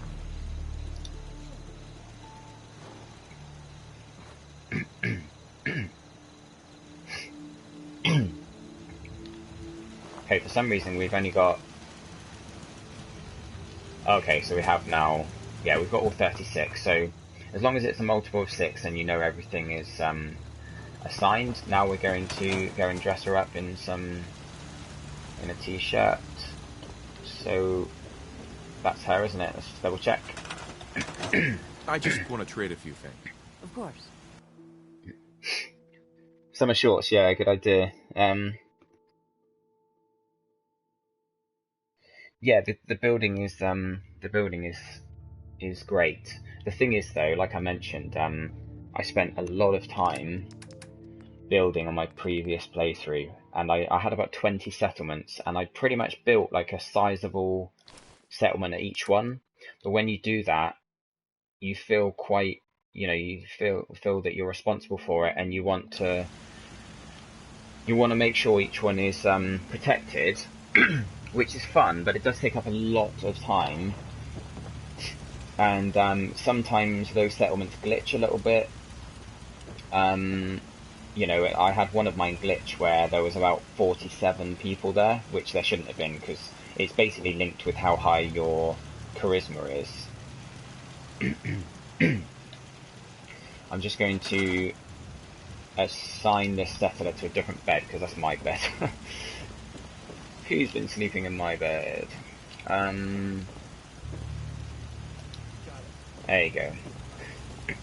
Yeah, so there's a lot of building to be done here, but we're kind of holding off on doing much. This settlement is very, very simple. It's just got the basics, we've got a floor up here for all my crafting, we've got a power armor here. We've only found the one so far because we haven't done a huge amount of exploring. We've left this bit open for any shops that we might want to set up earlier. And then we've got 2 floors of, we literally done no decorating whatsoever.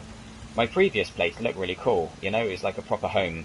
But here, I've got this one here just to put weapons in for the settlers if I want to, give them better stuff later on.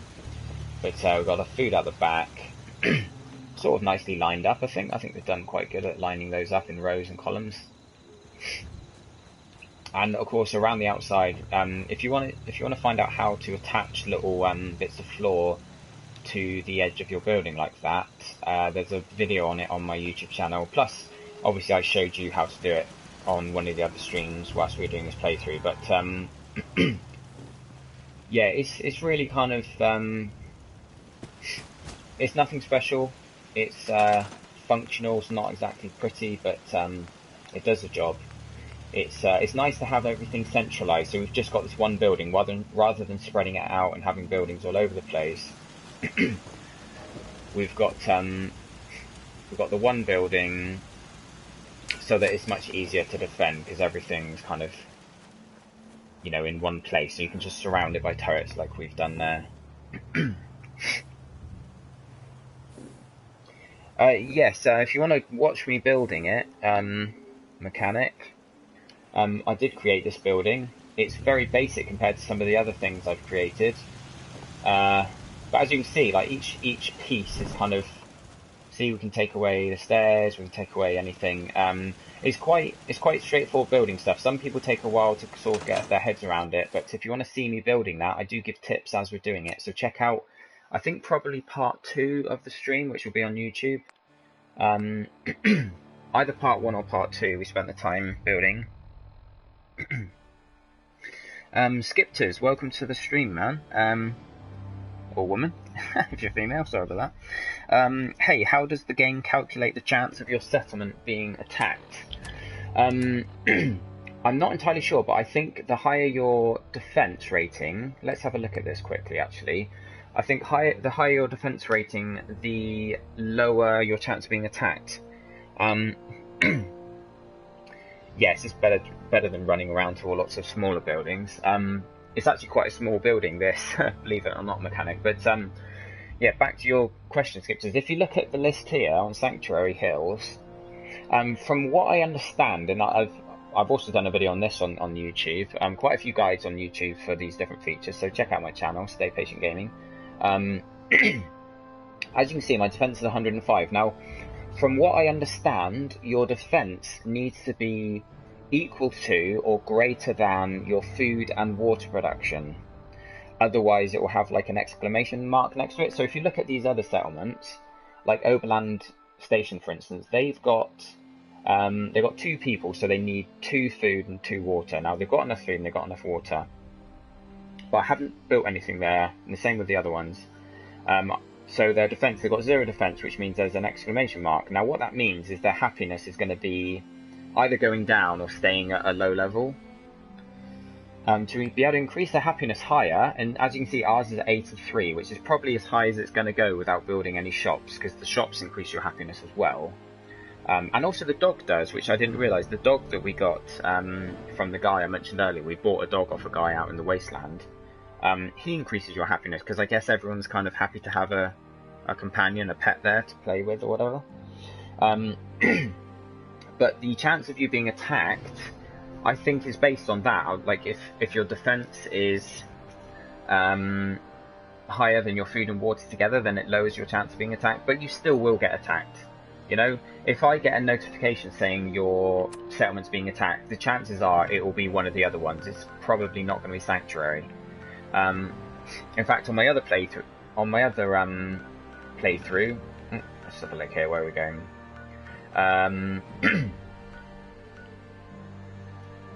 Yeah, on my other playthrough, we what was I saying? Yeah, we built up quite a lot of defense on that one as well. And for basically the whole game, Sanctuary never got attacked. It got attacked early on before we built the defences, but then after that, that's the thing. It's a little bit like you build all this defense and you kind of want it to be worthwhile. You want it to do its job, so you kind of want to get attacked so that all the turrets and stuff can take up the enemies. But it's more of a deterrent, you know. So if you've got high defense, then you generally don't get attacked, which means you kind of feel like the turrets are a waste of time because they're not having to fight anything. But if you didn't have them, then you would get attacked, so it's kind of swings and roundabouts. So it is worthwhile, obviously, building up your defense and stopping people from trying to take you down. But I'm not sure, although like I said, sometimes Sanctuary never gets attacked. You know, if you've got your thing high enough, your defense, it does. I'm not sure if it goes down to 0% chance. Yeah, as far as let's read Neil's comment here. As far as questing goes, settlement management is completely optional. There's a few settlement related trophies achievements, but you don't need to do much to get them. Yes, you're right. So basically, the quests for the Minutemen pardon me. The quest for the Minutemen sort of requires you to... Hang on a sec, I think there's a legend, yeah. I think we want to use our laser weapons for these guys, yeah. They've got their weak against laser.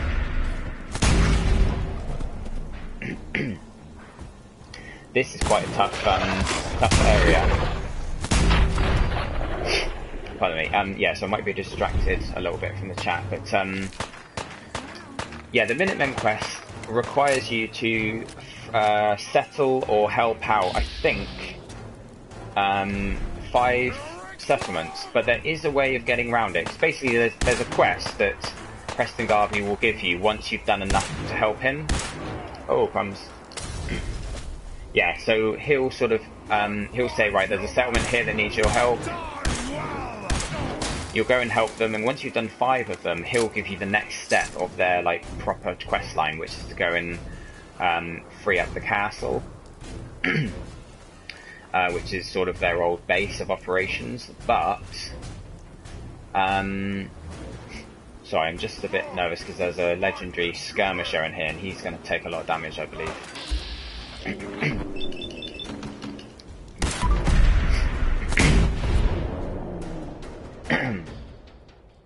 Yeah, I think there is a way of getting around doing those settlement quests.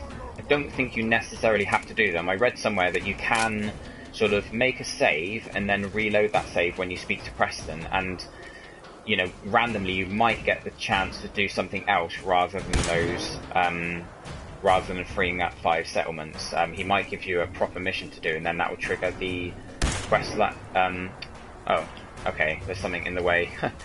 That hit detection was a bit off.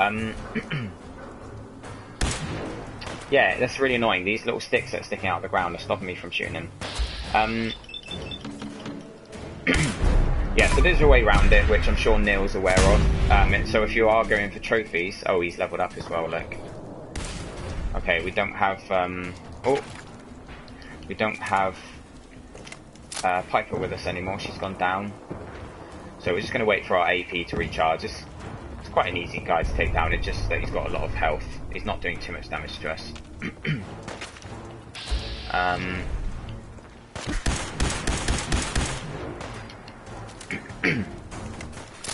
But I figured rather than sort of saving and loading and trying to get the right quest from Preston Garvey, I figured we just play the game as it happens, you know, as we're streaming it. We don't want to be spending loads of time trying to sort of manipulate it into giving us the quest we want. We're just gonna play it as is intended, and people can watch the game as it was meant to be played, you know. I'll check out your comments in a sec, once we've taken this guy down.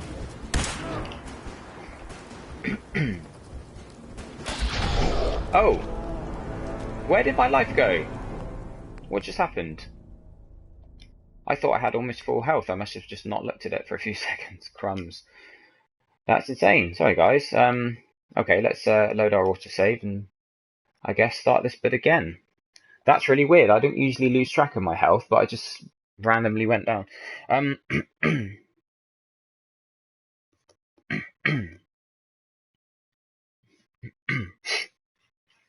If you give your settlers better gear, Skipters, it doesn't increase the defense score, no, but it does make them more effective in combat. So if you do get attacked, if they've got better weapons and stuff, that's, you know, they if they do get attacked, then they fight better, you know, they take out guys, they've got more health and stuff.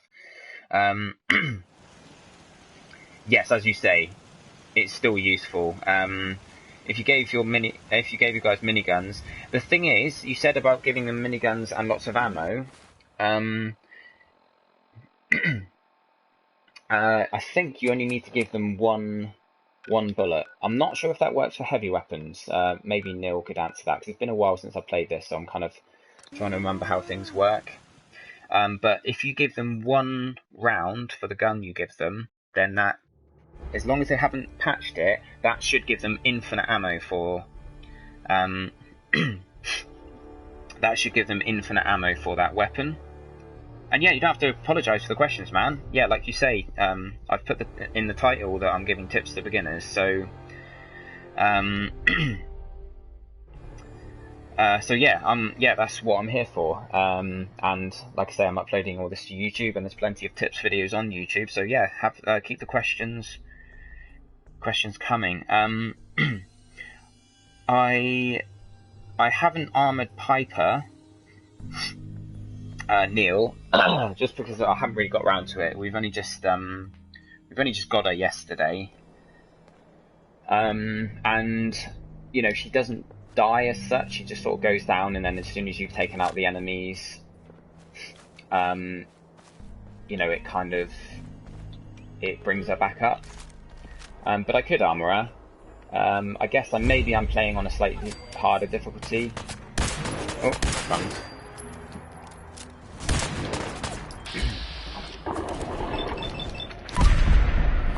Yeah, so it might be worth giving her, even if I just give her sort of an all-in-one piece, because I don't really have spare, you know, component armour, you know, for each body part for her. But if we give her maybe some spiked armour or something similar. Right, we're going to we're not going to waste our critical hit until he's leveled up, which he just has done. I'm going to let that guy level up. Oh, we've only got 60% chance to hit him there. Yeah, at least we've got enough to get a critical hit on him, and he's oh, okay, we got crippled somehow. Oh, crumbs. I feel like he's gonna kill us again.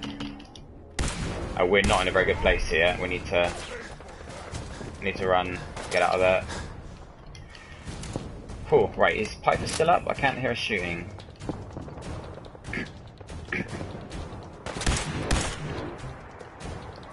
Okay, so this at this point last time, I had about the same amount of health, and he was very low, and I went in to finish him off, and he just kind of killed me. Oh yeah, one hit just hit me. I think it's because he got a headshot.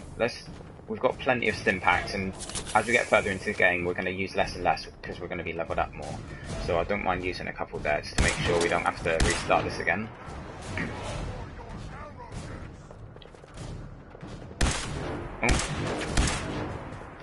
Alright, I'm wondering if we can go around this building and kind of reach him from a different way, because he's kind of shooting at where we are, and he's got an easy shot on us. But if we come around here,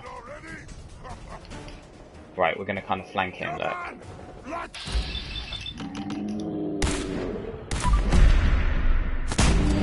There we go. Oh! Grenade from somewhere. Blimey. I think there's more of them upstairs. Right, where's... Oh! Someone is throwing a lot of grenades at us.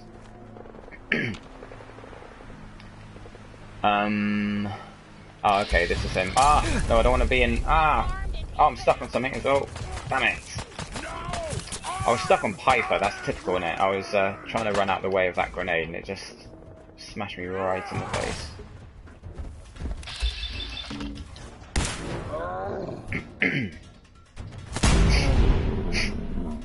This mission here, there is a mission here, and what I'm going to do... In fact, you know what I'm going to do first is... Piper, you can get yourself up in a minute when the actions slide down.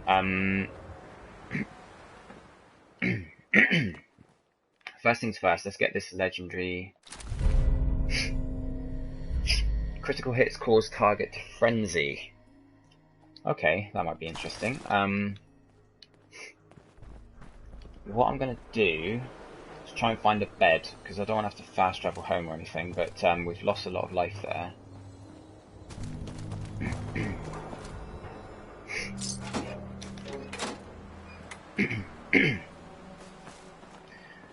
Yeah, remind me, next time we go back to Sanctuary, we will... Oh, there might be some enemies in here, actually. I was thinking this was a place that we'd cleared out. Let's have a look at the...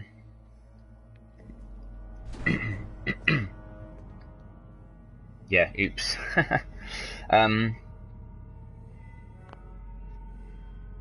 What's that? What's something kind of useful for Survivor? Oh, you're on about the defensive. Yeah, giving them one bullet.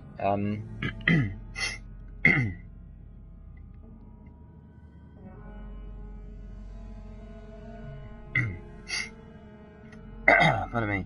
If you want to follow the Minutemen's path, you will need 5 settlements, as you're required to set up heavy artillery in 5 settlements. It's 5, is it? I've forgotten that. I remember setting up the heavy artillery, but I know you have to set it up at the castle, but well, we'll find out when we get there. Like I say, it's been a while since I played.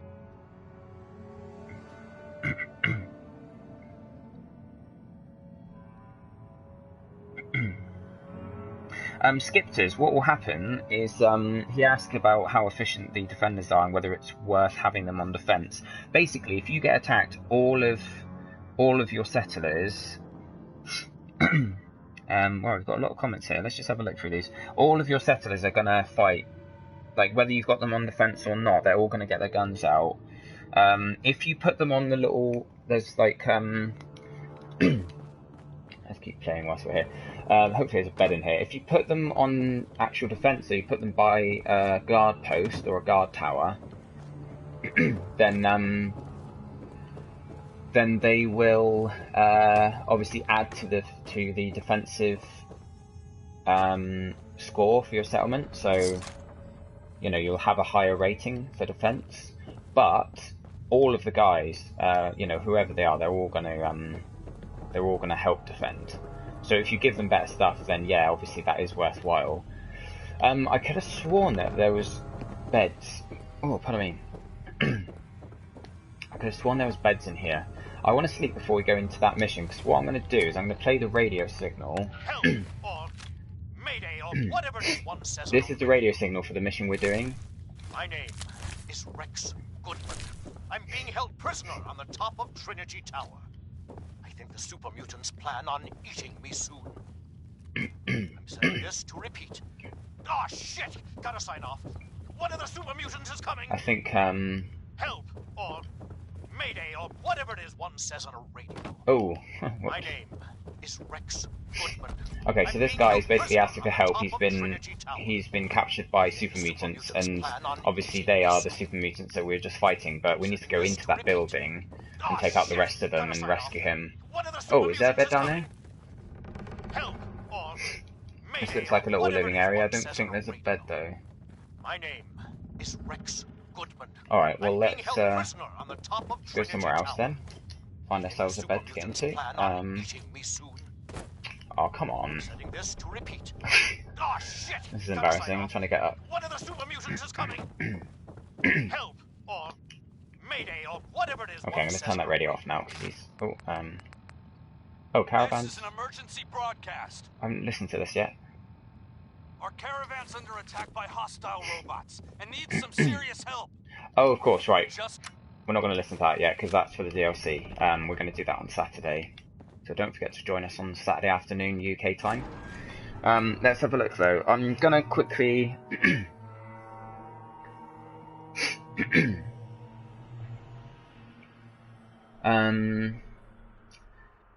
I'm just thinking if there's beds nearby. To be honest, it's probably quicker just to fast travel home. I do want to head into Trinity Tower with full health.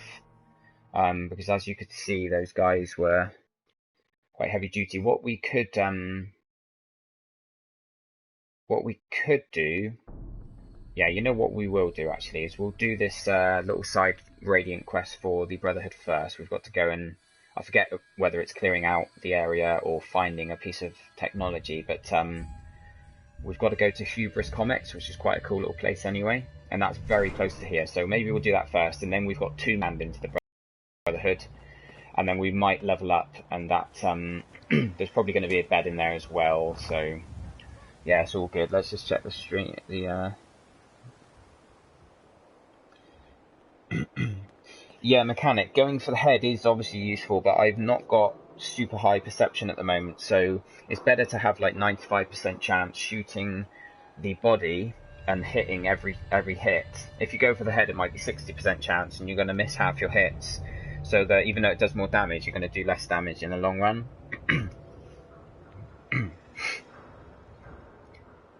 Yeah, 150 hours clocked skippers, and you're still not fully aware of all the ins and outs of the settlements. That's understandable. You know, there is a lot of stuff going on there.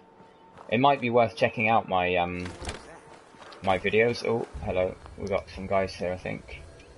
You are so dead.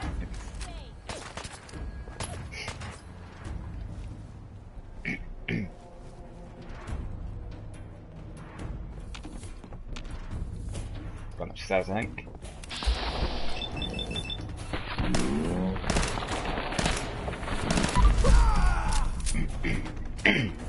When we get some other perks that increase our chance of hitting the head and things like that, then we will obviously be going for headshots. There might be a bed here, maybe.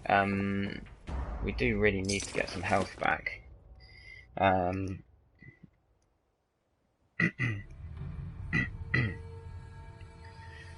Piper's good with melee weapons. Okay, we'll try that. You know, one thing I noticed, because we're going to get the Grognak axe in a second, actually. Let's just pause while we check this stream again. Sorry if you're watching on YouTube, but I like to keep... the whole point of this is to answer people's questions and communicate with them. So, obviously, hopefully some of these questions will help you guys if you are watching on YouTube and you're looking for some hints and tips. Trinity Tower is an anticlimactic quest. For the amount of effort you put in, I feel like you don't get nearly enough back. I don't know. I think I disagree with that, because you get a companion out of it, which is always good. Obviously, if you're going for the trophies, it's good to get all the companions, and obviously each companion gives you the option or gives you access to a new perk. So we get strong as a companion once we do that Trinity Tower quest, and also we get a suit from it. Now that suit, it's the piece of clothing that the guy that we're going there to rescue, it's what he's wearing basically. He gives you his outfit. Now nearly all of the suits in the game that give you charisma give you +2 to charisma, but the suit you get off him give you +3. Now for me, that's pretty useful, you know, because it's going to I'm just going to quick save because we've got low health, and if we walk on a mine or something. Okay, here's Hubris Comics. This is quite a cool little place, this. Yeah, so if you've got +3 to your, let's just have a look here, what do we want equipped? To your charisma, then you can also have a hat on and glasses, so that's +5 overall, so you can have really good charisma. So when you're talking to people, trying to pass speech checks, it's really nice having that just one extra point of charisma, you know, in your outfit. So I think it's, yeah, I think it's quite helpful. Now, okay, so I was actually thinking of a different place. Now we've got a silencer on our weapons, so it's quite cool that we're going to be able to... Oh, crumbs. Blimey, where'd you come from?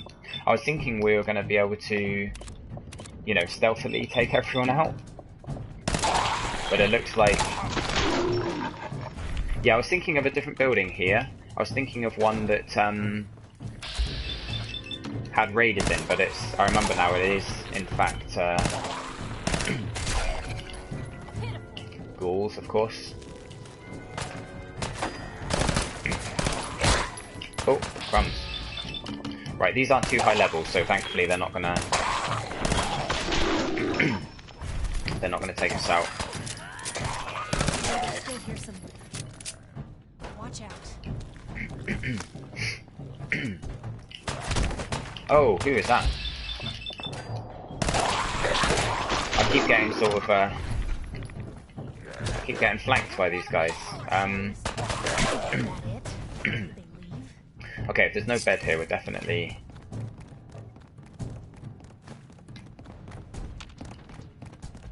Oh, can you hear that? Something's running around above us. I seem to remember there's like a sort of theatre type place here as well, somewhere where they were putting on plays or something. Excellent.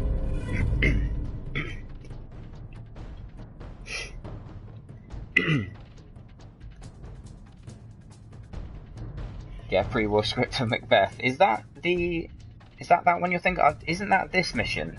I think, Neil, the pre-war script you're talking about, I think that's where we are now. I think Skipters was talking about the Trinity Tower one where you rescue that guy. Yes, the Macbeth doesn't really help you keeping alive,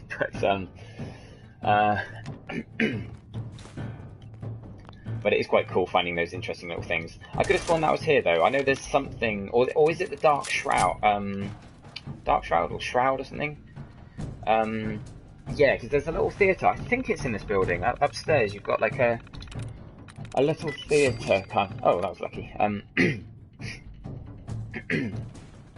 Yeah, there's like somewhere where they were putting on a play, or maybe they stored all their stuff for the play to put on somewhere else. I'm going to pick this up. I know I can unlock it through that computer, but I like the extra XP. And we've got plenty of lockpicks, so... Now in here is the Grognak Axe, which is a legendary melee weapon. Now... pardon me. Hell yeah. Hits cause more stagger and targets take bleed damage. That's quite cool, because if we give that to Piper, then she can stagger the enemies and we can finish them off. Hey. So I'm going to take, I think it was Neil's advice.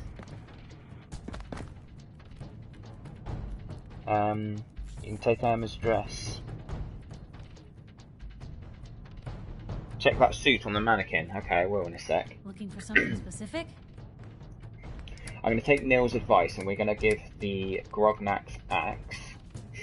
Thing is, it's quite heavy, so it uses up a lot of her carry weight, but we'll do that because Neil was mentioning that she's very good with melee weapons like the Grognak's axe, so let's give that to her and see how she gets on with it. Now, someone said check out the suit on the mannequin. Now, I'm guessing... Do you mean this thing down here? I think it's more of a... it's more of a, yeah, a cutout. But that is the Silver Shroud. We do actually get that coat. We get the full outfit. I think it's upstairs. And that kind of leads us on to a quest line later on. I think there's obviously... Whoa! Crumbs. He came out of nowhere, didn't he? Have I got my... Yeah, I got the right hat. Okay, we're going to keep saving in this area because we don't want to die, but I don't want to use any healing items because I feel like they're kind of pointless. At least when we're about to travel home in a second anyway.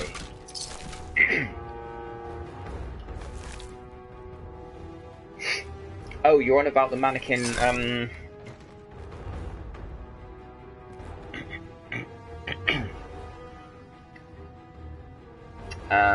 okay, let's have a look here. So, check the suit on the mannequin. I think, yeah, that was a cutout, but there might be a mannequin upstairs with some clothes on. Mechanic. Hubris. I've read that if you max pickpocket, you can take Irma's dress and memory dent for charisma. So, I guess that's another option to have 3 points in charisma. But it's quite nice to get a,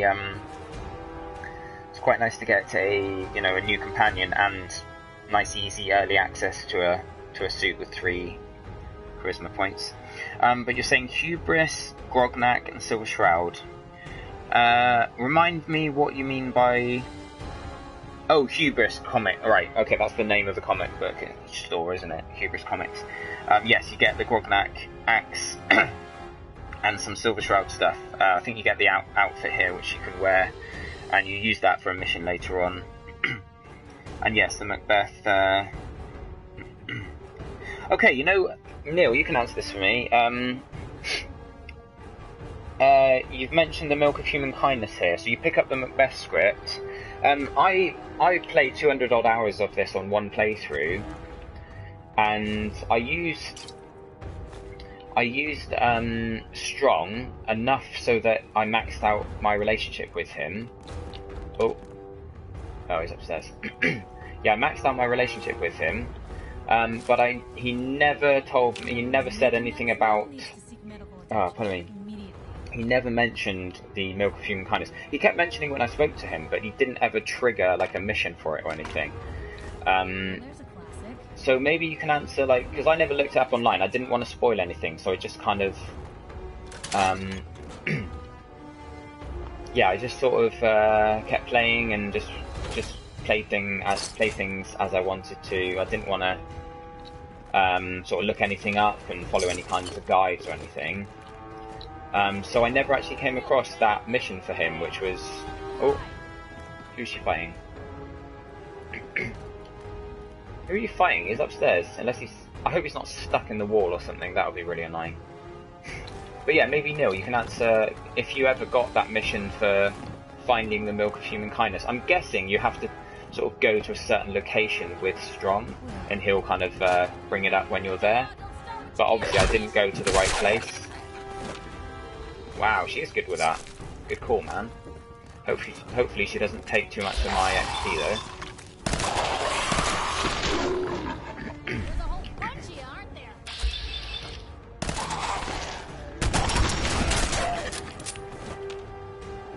Wow. That is a good weapon. Oh.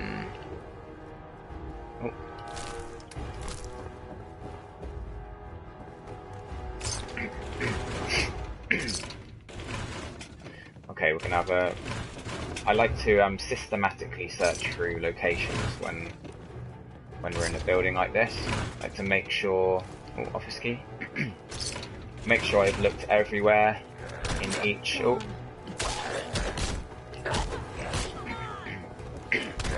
Where is she? Oh! Oh, I'm very nearly dead. Crumbs.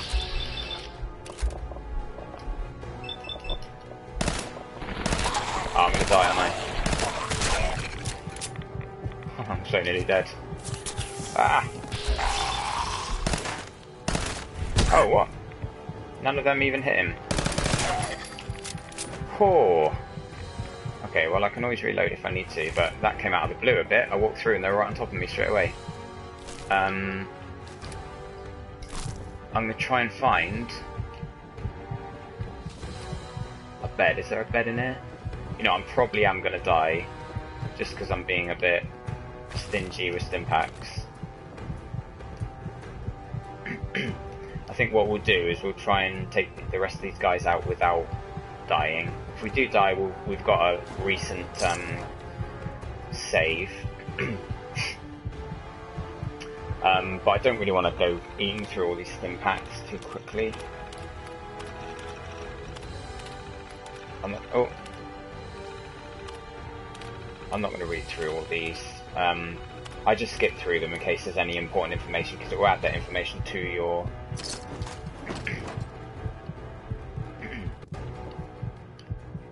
Okay, if we can... I'm gonna loot the area on the way back down, I think, because I feel like every time I start looting, I get cornered by someone. Okay, we've got a glowing one upstairs. How can we see him through the wall? Okay, he's weak to... Oh! Oh, flipping hell. Where did he come from? I'm so nearly dead. It's insane. Oh, he must come out of there. Oh. Right, this is a fun little challenge, seeing if I can get by without using any stuff, even though my health is literally, my heart's beating and you can hear me, you know, basically on death's door at the moment.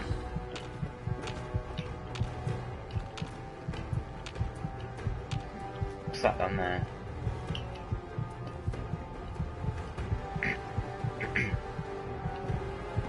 I'll check your comments in a sec. For the moment, I'm pretty oh,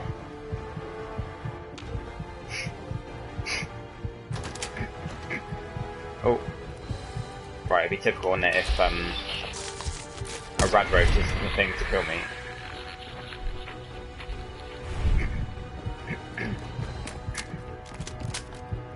Right, there's a glowing one up here. What? Oh, there's 3 up here actually. I've made a quick save. Oh, legendary as well. Alright, we're kind of leaving ourselves a bit.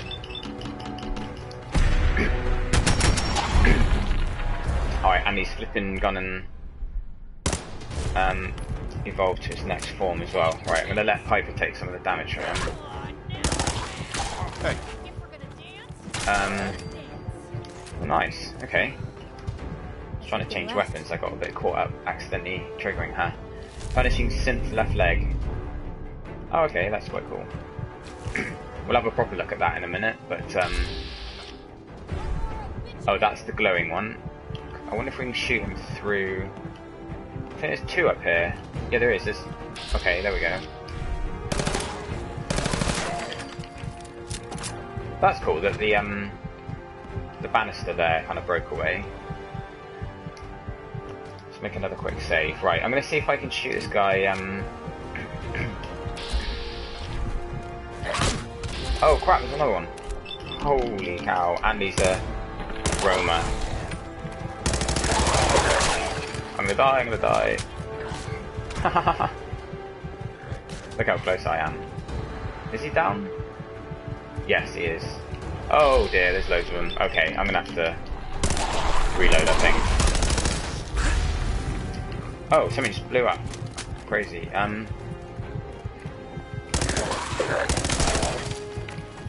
Ah.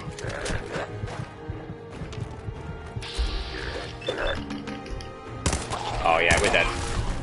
Yeah, we're dead. Oh.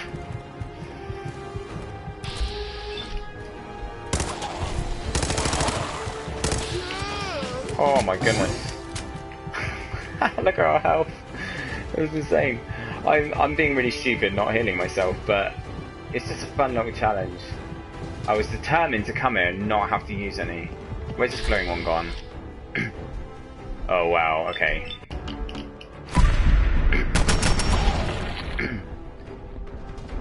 Where's Piper? Because I feel like I am going to need to heal before we fight this guy. I need to line myself up with a building. Can I go through and out another door? No, I can't. Right, I need to get out of it because we're cornered in there.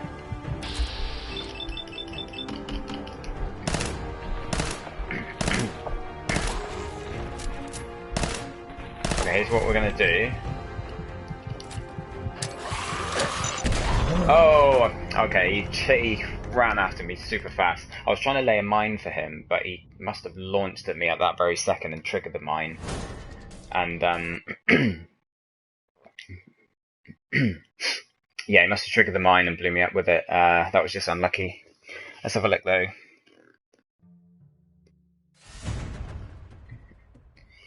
So, oh, it didn't trigger for you. Okay, so Neil's telling us that, the milk of human kindness never triggered for him either. Maybe... yeah, maybe it was just a dialogue thing. Maybe it was something to do with Macbeth. And yes, the top floor is extremely dangerous. I'm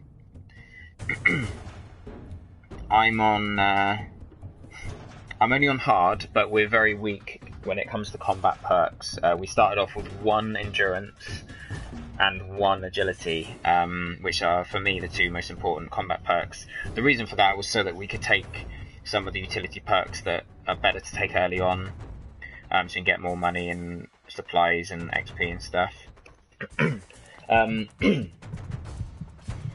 Now, we are going to heal. I've got plenty of stim packs. I was just kind of challenging myself to try and take everything out without... we don't really have, like, that one big, like, high damaging... Oh, yeah, that's a legendary. Yeah, we don't have that one sort of high damage weapon. Oh, there it is. Right, okay. Let's get him to head onto the mine there. And then, oh, that was a bit dodgy of me. Let's run. Drop down here. Something keeps blowing up, and I'm not sure if there's... Oh, maybe that's him, kind of... That's one of his moves or something, but now I'm a bit lost, and I've kind of... The stairs are through here. Oh, dear me.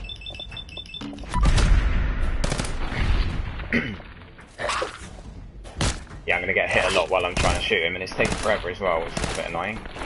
And I'm cornered. When I come out of this, I'm going to be very cornered. Yep.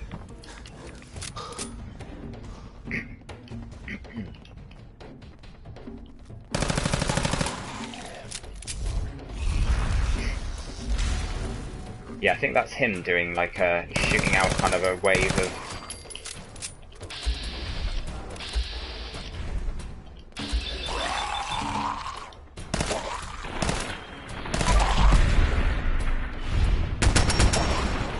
Oh dear me. He's taking a lot of damage, isn't he?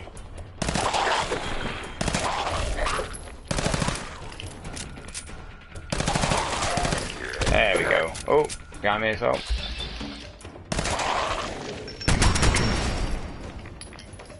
Oh, I think... Let's make another save. Right, there can't be many more left.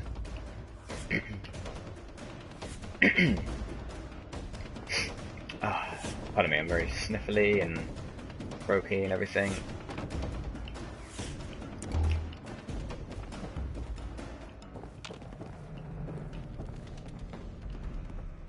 I can hear someone, I think he's upstairs. Ah, here we go.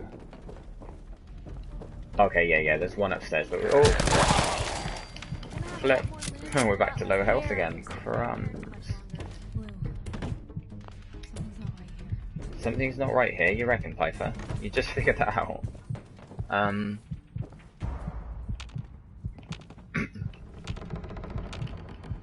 Oh, okay.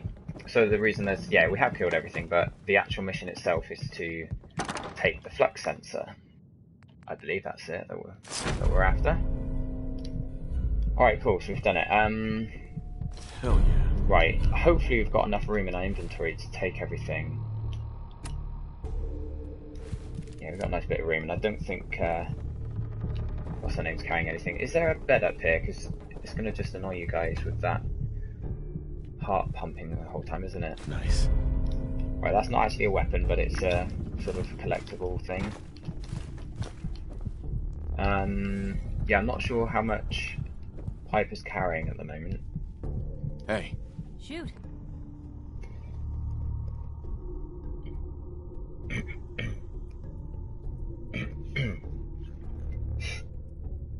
Oh, right, okay, so Neil's just informed us that that move he was doing, shooting out green mist, it's funny, I've spent so much time in this game, I never realised that. That's why, he said the move resurrects dead ghouls. Now, now that was why there was ghouls appearing that I thought I'd taken out, you know, they just suddenly appear around me. And that's why at the bottom of the stairs, when I got down to the bottom floor, he came around the corner and then there was another ghoul there instantly after he did his move. So thanks for letting us know that, man. That's quite interesting. He can resurrect others. So that kind of... that thing that sounded like an explosion was him bringing other ghouls back to life.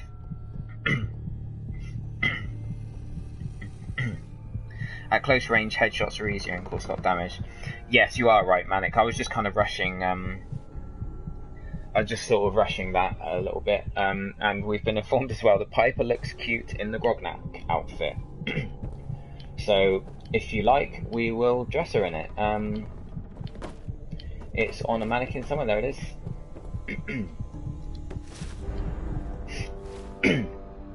I just want to have a look at it and see if it's worth me keeping for myself first. Because, although, when you say Grognak, I think you mean the Silver Shroud, right? Silver Shroud costume. Yeah, agility perception, shroud hat perception. We do need that for a mission. So what we'll do is, if we get to the point where we're going to get a new set. Sorry. Hey. You say the Pardon me, hiccuping. Yeah, if we get to the point where we're going to get a new companion, then we'll take it back off her and put it in storage. Oh no, you can't give it to her. So you must Grognak's on the rack on this floor near ladder. Right. Okay. So, yeah. So you were right. Sorry, I was forgetting there is. Oh, you know what? I know the one you mean. It's like furry, isn't it? The Grognak outfit is like almost like a caveman. There it is. Nice.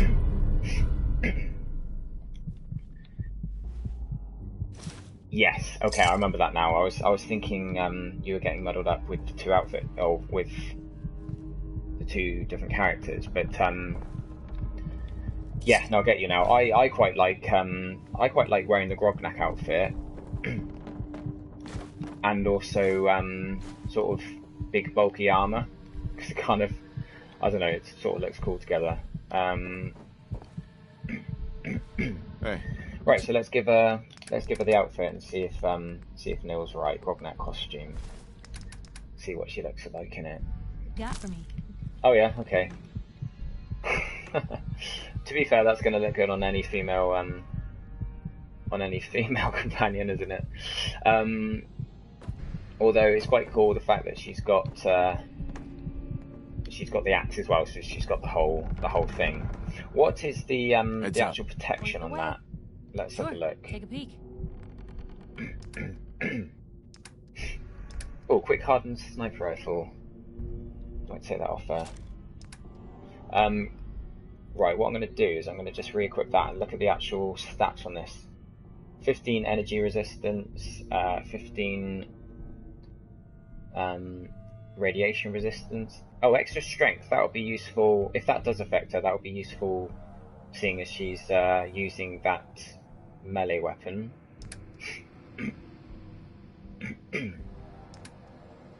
The thing is, though, it's funny, if you wear that as a man, it obviously it doesn't give you the bra, or the whatever you want to call it, the top half.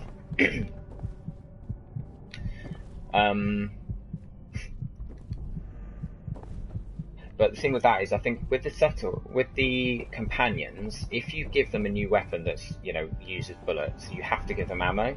They're not like settlers, because settlers have infinite ammo if you could just give them one bullet for the gun you give them. But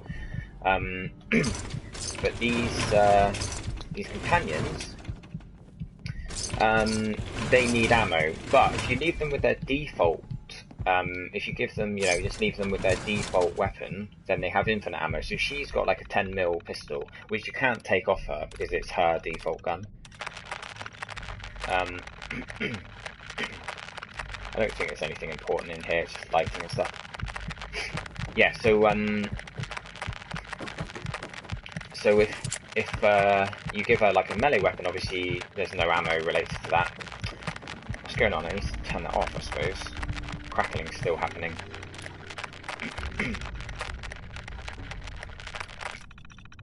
Okay, yeah, but it's quite useful when they've got like a decent weapon that they've got infinite ammo for. But we will leave her with that Silver Shroud, or that Grognak axe for a while. See how she gets on with that, because she was doing pretty well, but obviously it's not going to be much good at range, so we'll probably, when we get home, we'll give her some armour so that she can get in closer, because she's been dying a few times. Yeah, she's looking good, mechanic. Yes, arm and leg armour. I'd also put her in a pompadour wig, because I think she's cute with short hair. Okay. Well, we're here playing this game for you guys, so let's, Heads up. What can I do? Don't mind the clutter. I think we picked up a pompadour wig, so see what she looks like with that. Oh, really? Okay, yeah, I suppose it kind of suits the outfit. Oh, welcome to whoever's just joined the stream. It's probably Mrs. Mac, unless she's been with us since the beginning. She tends to like joining us and having us on in the background throughout the day. Oops, don't mean to back out of that. Let's just, as usual, we're just gonna just in case something pops up. Sometimes it sort of talks about a location, for instance, and then it'll put that location on your map. Oh, sorry. Other times it'll talk about a person or something, and it will kind of give you, you know, pop something into your notes or whatever. Okay, we're just going to quickly loot the rest of this area, as long as we can carry everything.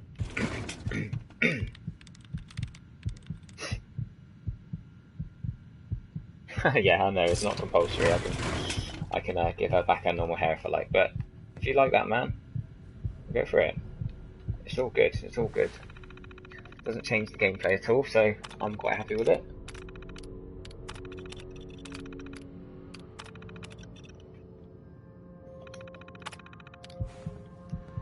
Okay, so I hope something doesn't just randomly jump out at us. Sometimes when you do these missions for clearing out an area or finding an item, it says that you've completed it, especially the ones where you have to clear an area. Oh.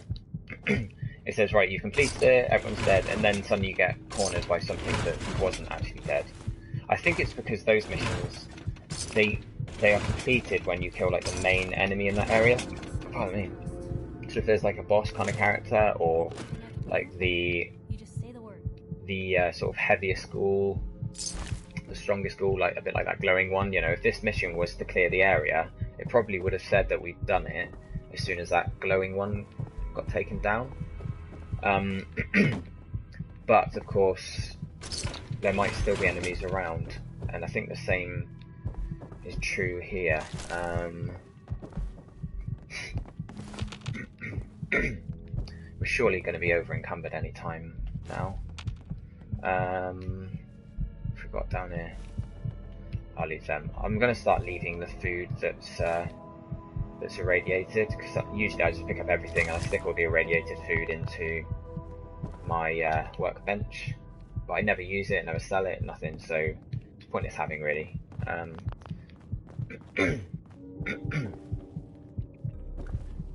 Let's just check. I think we've looked at all these desks.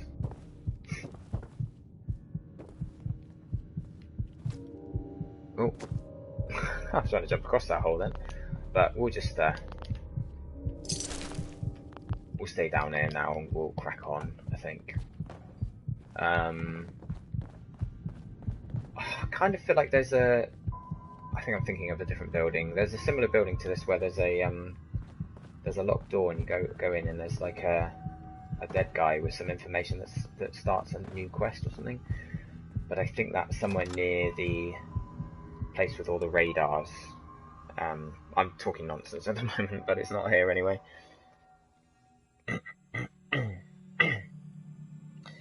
Oh, you've just bought the Fallout figurine with the T60 armor. Nice, man. Is that like a separate collectible? I've actually got two of the what are they called? Pip-Boy editions of this. I haven't opened either one because I want to keep them as collectibles. But they're sort of still boxed. I haven't unsealed them or anything. So I'm so tempted to and just have it sort of sat on my shelf or whatever. But I think it's a bit of an investment. I think one day, hopefully, they'll be worth something, like a lot of the collectibles are. So we are going to tell you what we're going to do first. Is we're going to hand in these 2 missions and pick up the next 2. That's going to level us up, and we're not going to be picking up anything whilst we're there anyway, so it doesn't matter. We can head home after we've handed them in. Because we're not going to take any more damage and we're not going to get over encumbered. There's no more sort of looting to do in this police station.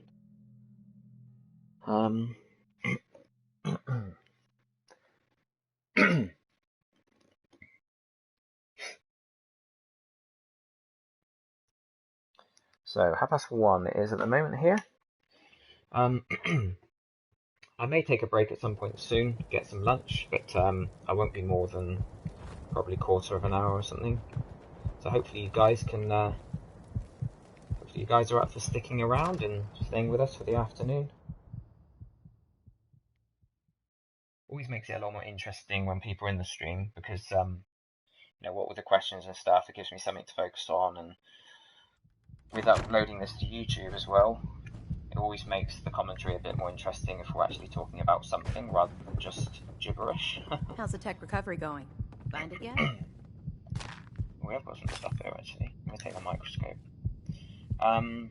Here it is. Good job. Hope it didn't give you any trouble. Here's a little something for the trouble. I'm always looking for tech. Let me know if you think you can handle another run. Yep, certainly. Affirmative. Great. Area's on your map. Good luck. Come on, idiot savant. No. Okay, maybe the next one. We actually had an idiot savant trigger on one of these missions before, and we leveled up, I think, twice with it. That location better be cleared out. We also had Affirmative. Impressive. We also had an idiot savant trigger on Here's your pay. one of the super mutant kills, and it was Anytime like to regroup, take it. it was a skirmisher. Oh, look at that, very close. It was a skirmisher with a ton of health, a bit like the guy we fought a minute ago, but I don't think he was legendary. I'm ready. Better be. Here's the latest target area. I don't want to see your face until that place is clear. Wait for him to finish speaking. Yeah, but it triggered, and we got 5 times. We got 5 times XP, but somehow he must have been a really high level enemy because we got over 2,000 XP just for the single kill. Now that means that he was obviously worth 400 XP on his own, which is insane. That's like almost 2 missions worth of these Radiant quests. So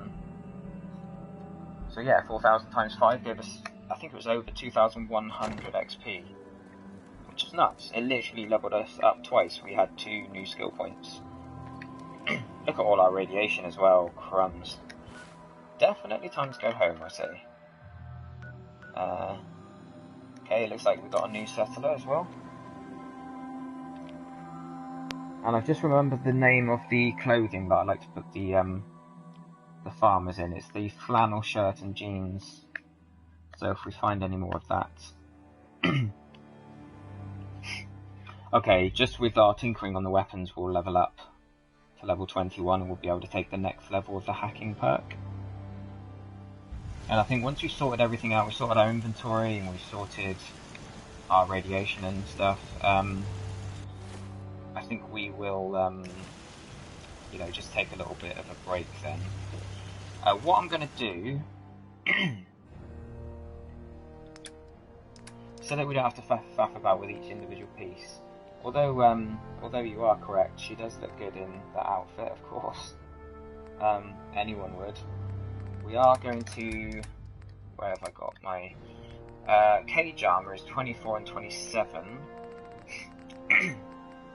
Spike armor is 10 and 12, right.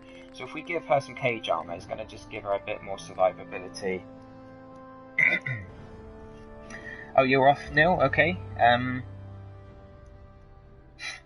Cheers for joining us this morning. Yeah, thanks for the... He says nice stream, so thanks for that. Quite new to this and just trying to get my head around how it all works.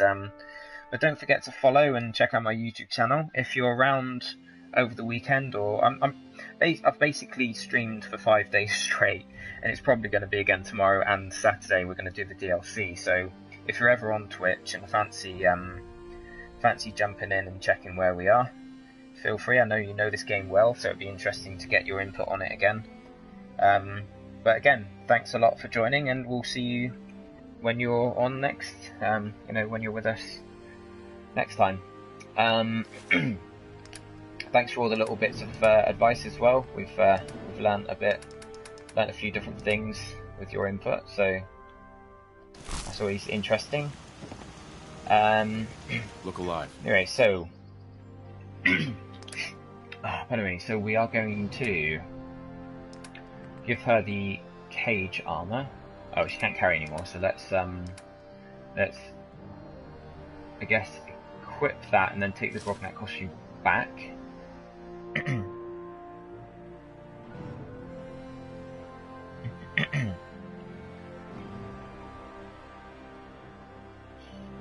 Oh, sorry, mechanic. I've just noticed your Oh, sorry, you were informing us that there looked like a switch on the wall. Sorry, I've only just noticed that. There's quite a bit of a delay on when you're streaming on Twitch. So I didn't notice the switch. I didn't notice your comment quick enough. I think we'd fast travelled home before we saw it. But maybe if we're back there again, let me know.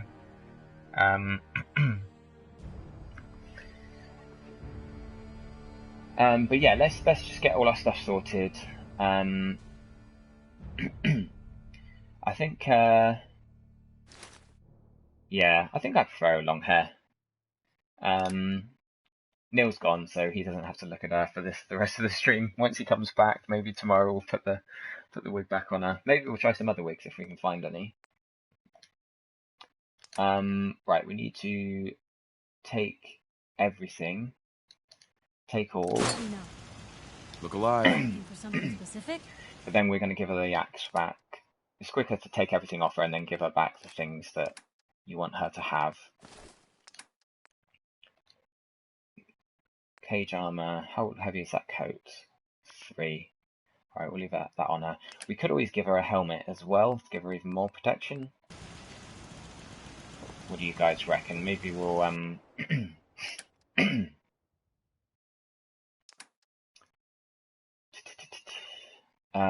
what am I looking for? Let's have a look. I'm starting to get a bit tired, I think, getting hungry. We could always give her a flight helmet, damage resistance 2 and 5, and extra perception. The only thing is we won't be able to see her face. Maybe...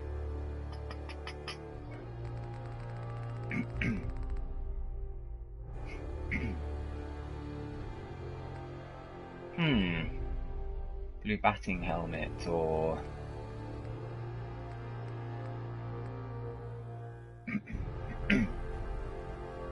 Hard hat, maybe. That's 4 protection, 2 protection and 5 laser.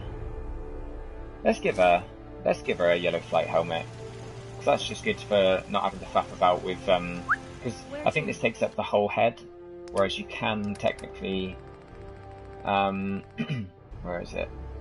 You can technically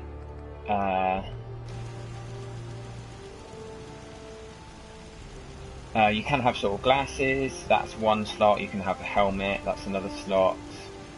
I think it's just 2 slots on the face, or on the head. But, of course, it's a lot easier to sort out her inventory if you've only got the helmet and the outfit. Okay, so let's just sort out our gear. It looks like we've had quite a few just join us suddenly. If you've just joined the stream, thanks for joining us. We are going to be taking a break once I've sorted out all my inventory. We're going to be taking a very short break, literally maybe 15 minutes. I'm just going to run up to the shop and grab some cereal, which is just over the road. Grab something to eat and eat it. Pardon me. Right, we're going to wait until we've got some better mods for this new legendary we've got. So critical hits cause target to frenzy. That'll be useful at range, I think. I think we're going to need to have some mods on it that increase the range and a scope and stuff, so that we can make enemies frenzy from a distance. Because we don't want them frenzying up close and just hacking us to bits. It's better if they can sort of not see us and just start battering all their friends, all the other enemies. Flash a weapon like that, somebody might think you're looking for trouble. So if you're new to the stream, let us know in the chat. Here we go. Hopefully it won't take too long. We didn't pick up too many weapons because we're fighting mostly ghouls, weren't we? Function. Oh, I should have taken the mod off that. Oh well. Hardened.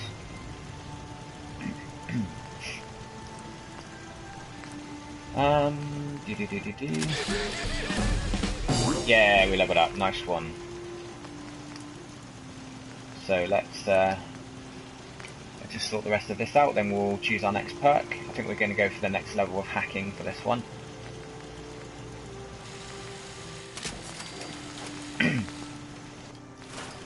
Right, so we've got Righteous Authority, keeping that. We've got the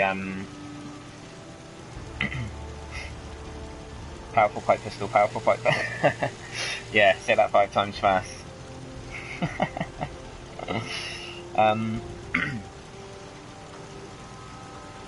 Yeah, I'm not going to try it, I'll probably just embarrass myself.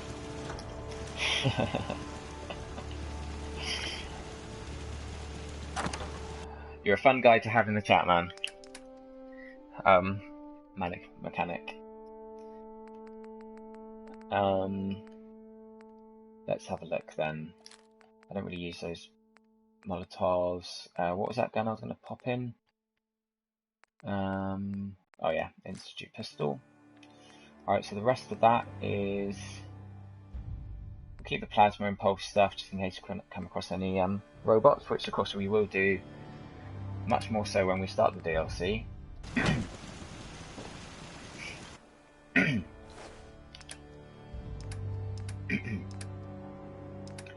Okay, so we're going to put the Grognak outfit into our cupboard for all the special stuff that we want to have access to.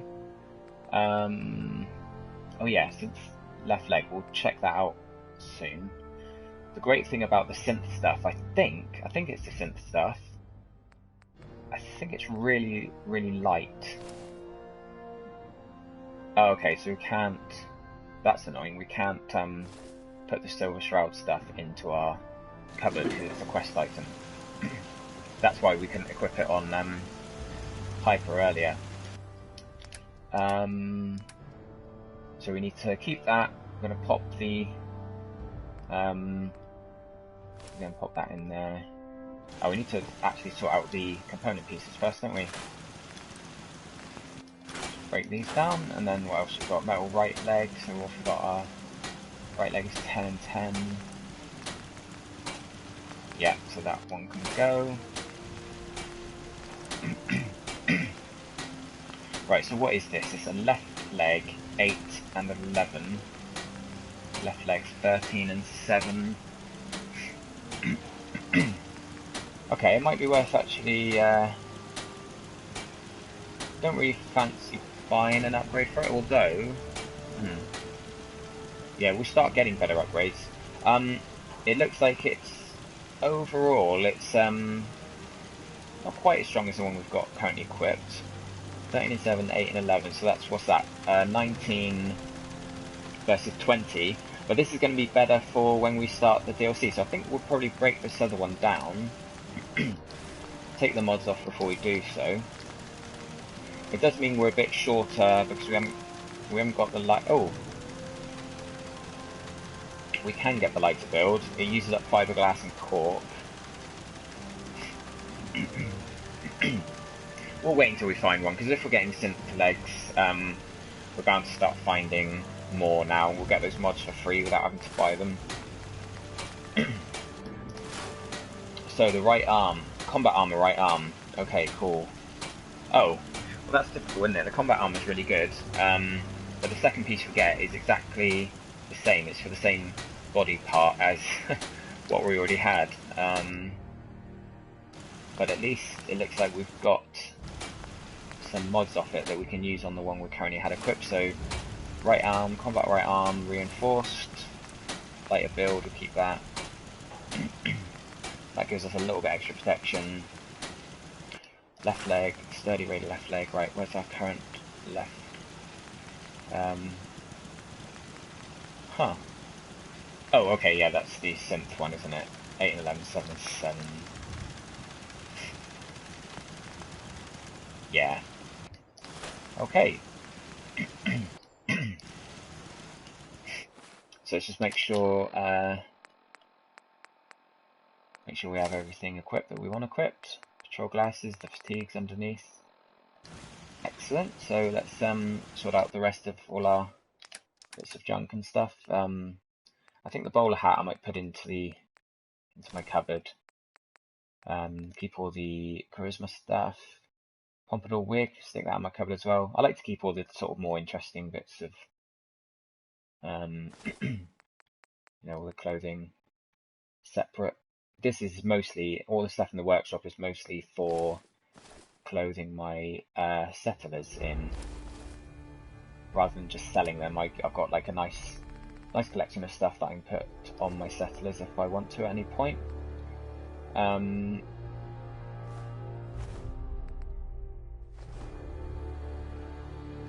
So,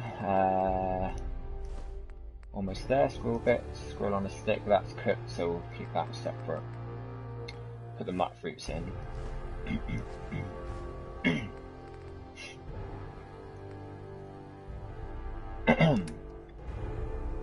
Right, so miscellaneous stuff. Oh, what was that? Something weighed 5. Oh, right, okay, blue paint. Oh, are you kidding? Okay, I might just drop that somewhere if it will let me. Oh, I suppose when we finish, yeah, because we haven't turned that green paint mission in, so once we've turned it in, then we can probably get rid of the blue paint. Overdue books, put that in my cupboard. I think this is the submachine gun. Yeah, you have to keep that on you as well. So the overdue books we are putting in here. When we've been into the library where you can turn them in, we'll come back and grab them all, because we've got quite a few. We'll come back and grab them and pop them all into the machine for the money that it'll give us.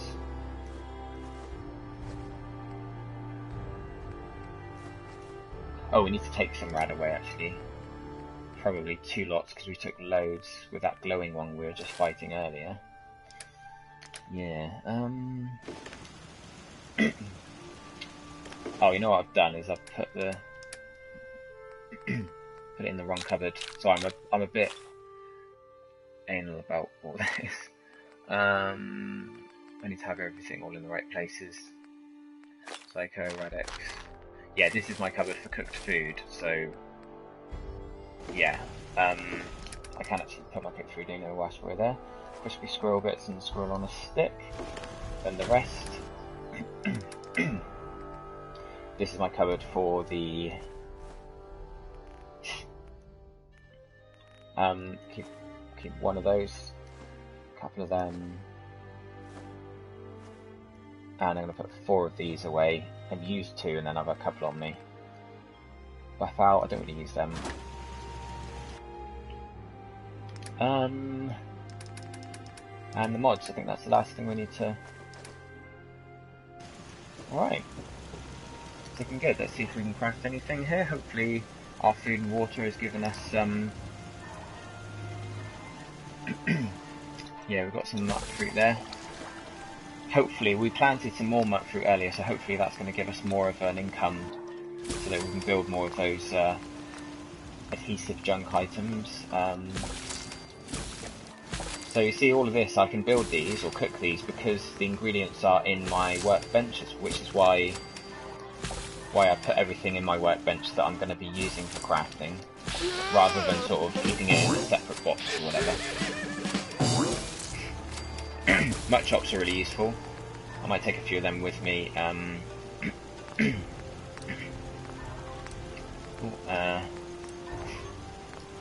Okay. We can have a look and see if we've got enough to make any of the what is it? Cutting fluid. Oh yeah. We've picked up some more bones from somewhere.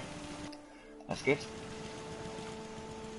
Now I'm going to use some right away. See how much that takes away. Right, now we've not got a lot left, so what I'm going to do is I'm going to use these nut chops. No, sorry, mutant hound chops. Use 2 of them. That might get rid of the rest of our... and it heals us. Although we're going to sleep anyway, but that gets rid of the rest of our radiation without wasting another rad away. Store the junk, and I've cooked some food, so I'm just going to quickly...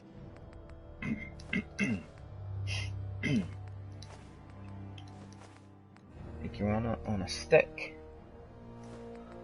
Sounds delicious, doesn't it? Alright, chunks. Yeah, it wasn't the mutt chops, it was the mutant hound chops that were good for taking away radiation. Cool, okay. So, I'm gonna take... I use the mine, so I like to have 1 mine with me. Wrong side. Where are they? Fragmentation mines? Just take 1. We usually find a few grenades and mines whilst we're out there, and we don't use them very often, so having 1 of each with us is plenty, I think. Oh, and the last thing is that bowler hat. It's going to go in here along with pompadour wig. Alright. Let's just make sure everything is equipped in the slots that we want them equipped in. I think, yeah, I think they're still... I'll tell you what, the grenade... Put the grenade there, we'll put the mine... Ooh. So we've got the energy stuff at the bottom, we've got the ballistic stuff at the top when it comes to explosives, along with melee. And then we've got the rapid fire guns on the right and the more sort of long range rifles on the left. Cool, I want to start getting some mods for my Righteous Authority because it's such a good weapon. I got an automatic mod, but I don't think that will go very well with the legendary perk, which is based on using critical hits.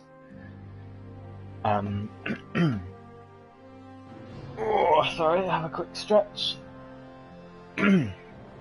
Okay guys, so it looks like we've got well, it keeps changing. I think this app's a bit messed up. Hey, we've got someone new, Gibbon? I'm going to call you Gibbon. That's the only word I can find in your name. Do we build settlements? On my first playthrough I built lots of settlements. On this playthrough we're focusing more on exploration, and I'm trying to keep the settlement side of things quite simple. So I'll show you... we've got a few settlements, but we're basically leaving them to get destroyed. I think it's more fun focusing on one anyway. Now, this place here... I'm just wondering if we could maybe make it look a bit more uniform by putting... Yeah, you know what I'm going to do? Now, I'm not really... This is a very, very basic building, Gibbon. I'm just going to try something out here. The reason I kept it basic is because, you know, keeping up with all the settlements on my first playthrough was, you know, it's just a bit much. It kind of ate into your playtime quite a bit, or my playtime at least. I'm just wondering if this would... Maybe it's not going to fit in there because of the roof above, or the floor above. Okay, that's fine. I was just seeing if we could make it look a bit more symmetrical by having a couple more of those little prefabs at the back there, but that's cool. Right, where's the centre of this? It's there.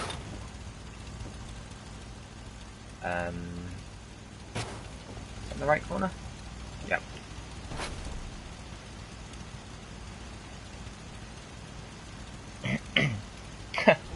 He says, WTF, it's amazing.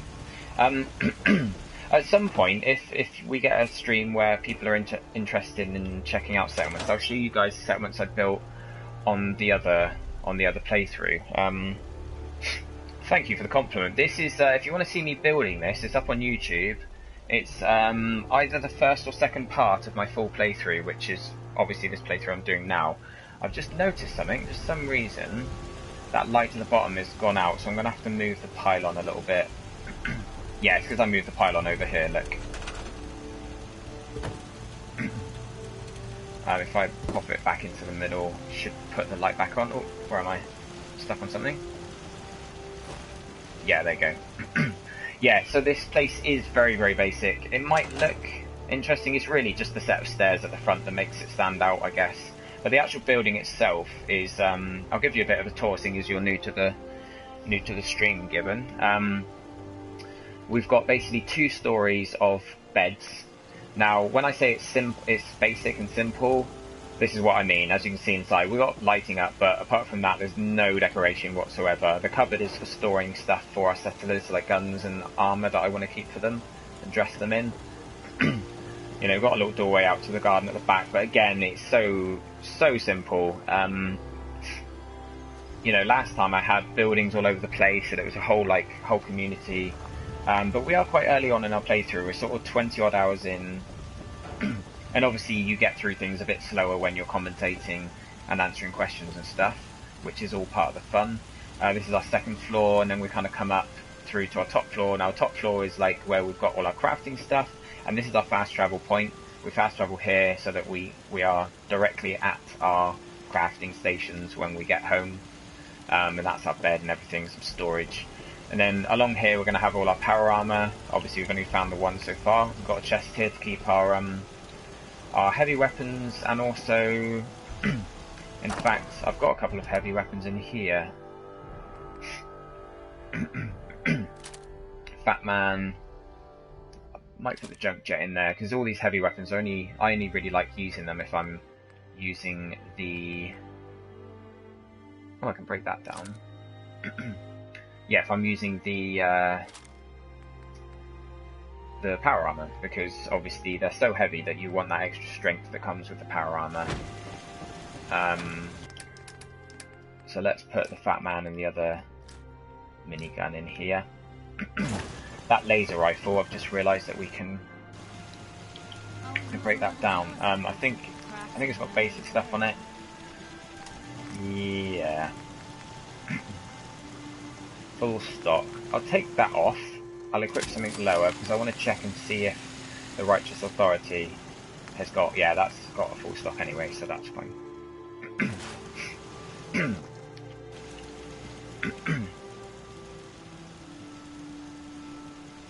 Raskiri, yeah, you're right. You are totally right. It's a horrible building.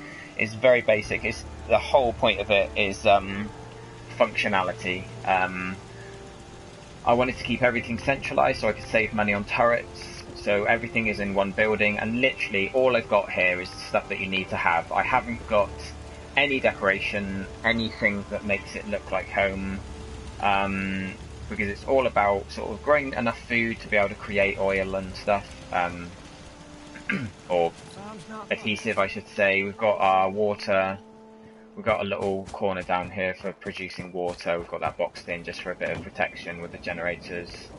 But that's about it. Now, at some point, we may do some proper building here and sort of start decorating it, maybe build some other buildings, maybe put some sort of fences around the food and stuff. But at the moment, you know, I've got 4 turrets on the front, 4 on the back, and 2 on each side. And it's literally just to put people off attacking it, and so that we can get everywhere we need to be nice and quickly, because obviously when we are looking at each of these settlers and trying to figure out what they're doing, it's nice to have everything all in the same place. So we've got our scrounging stations, or scavenging stations I should say, right here, and we've got our beds are all, you know, centralized, we've got all our crafting stuff together. So you are right, it's not a pretty settlement, it's quite ugly really, but it serves a purpose. That's the whole idea of it really. If we have enough people in the stream one day that really want me to go for it and start building something more interesting, then maybe we will. But I think people are more interested in seeing the actual game itself and getting out there and exploring and doing missions. But for now, guys, I'm going to take a very brief break. I may need to run to the shop, but we're literally over the road from a Sainsbury's branch. So I could be anywhere from like 10 minutes to maybe a little bit longer, depending on if I do need to go to the shop. But I do need to get some lunch. So thanks a lot for joining. I recognise your name, Rashkiri. I think maybe you're with us another day. So please do stick around, guys. I look forward to doing a bit more for you. I'm not going to be doing a huge long stream this afternoon, so you should be able to catch all of it. It's only going to be a few hours because I'm out this evening. But yeah, once again, thanks a lot for joining. Don't forget to follow, and I will be back very shortly. So I'll see you in a bit.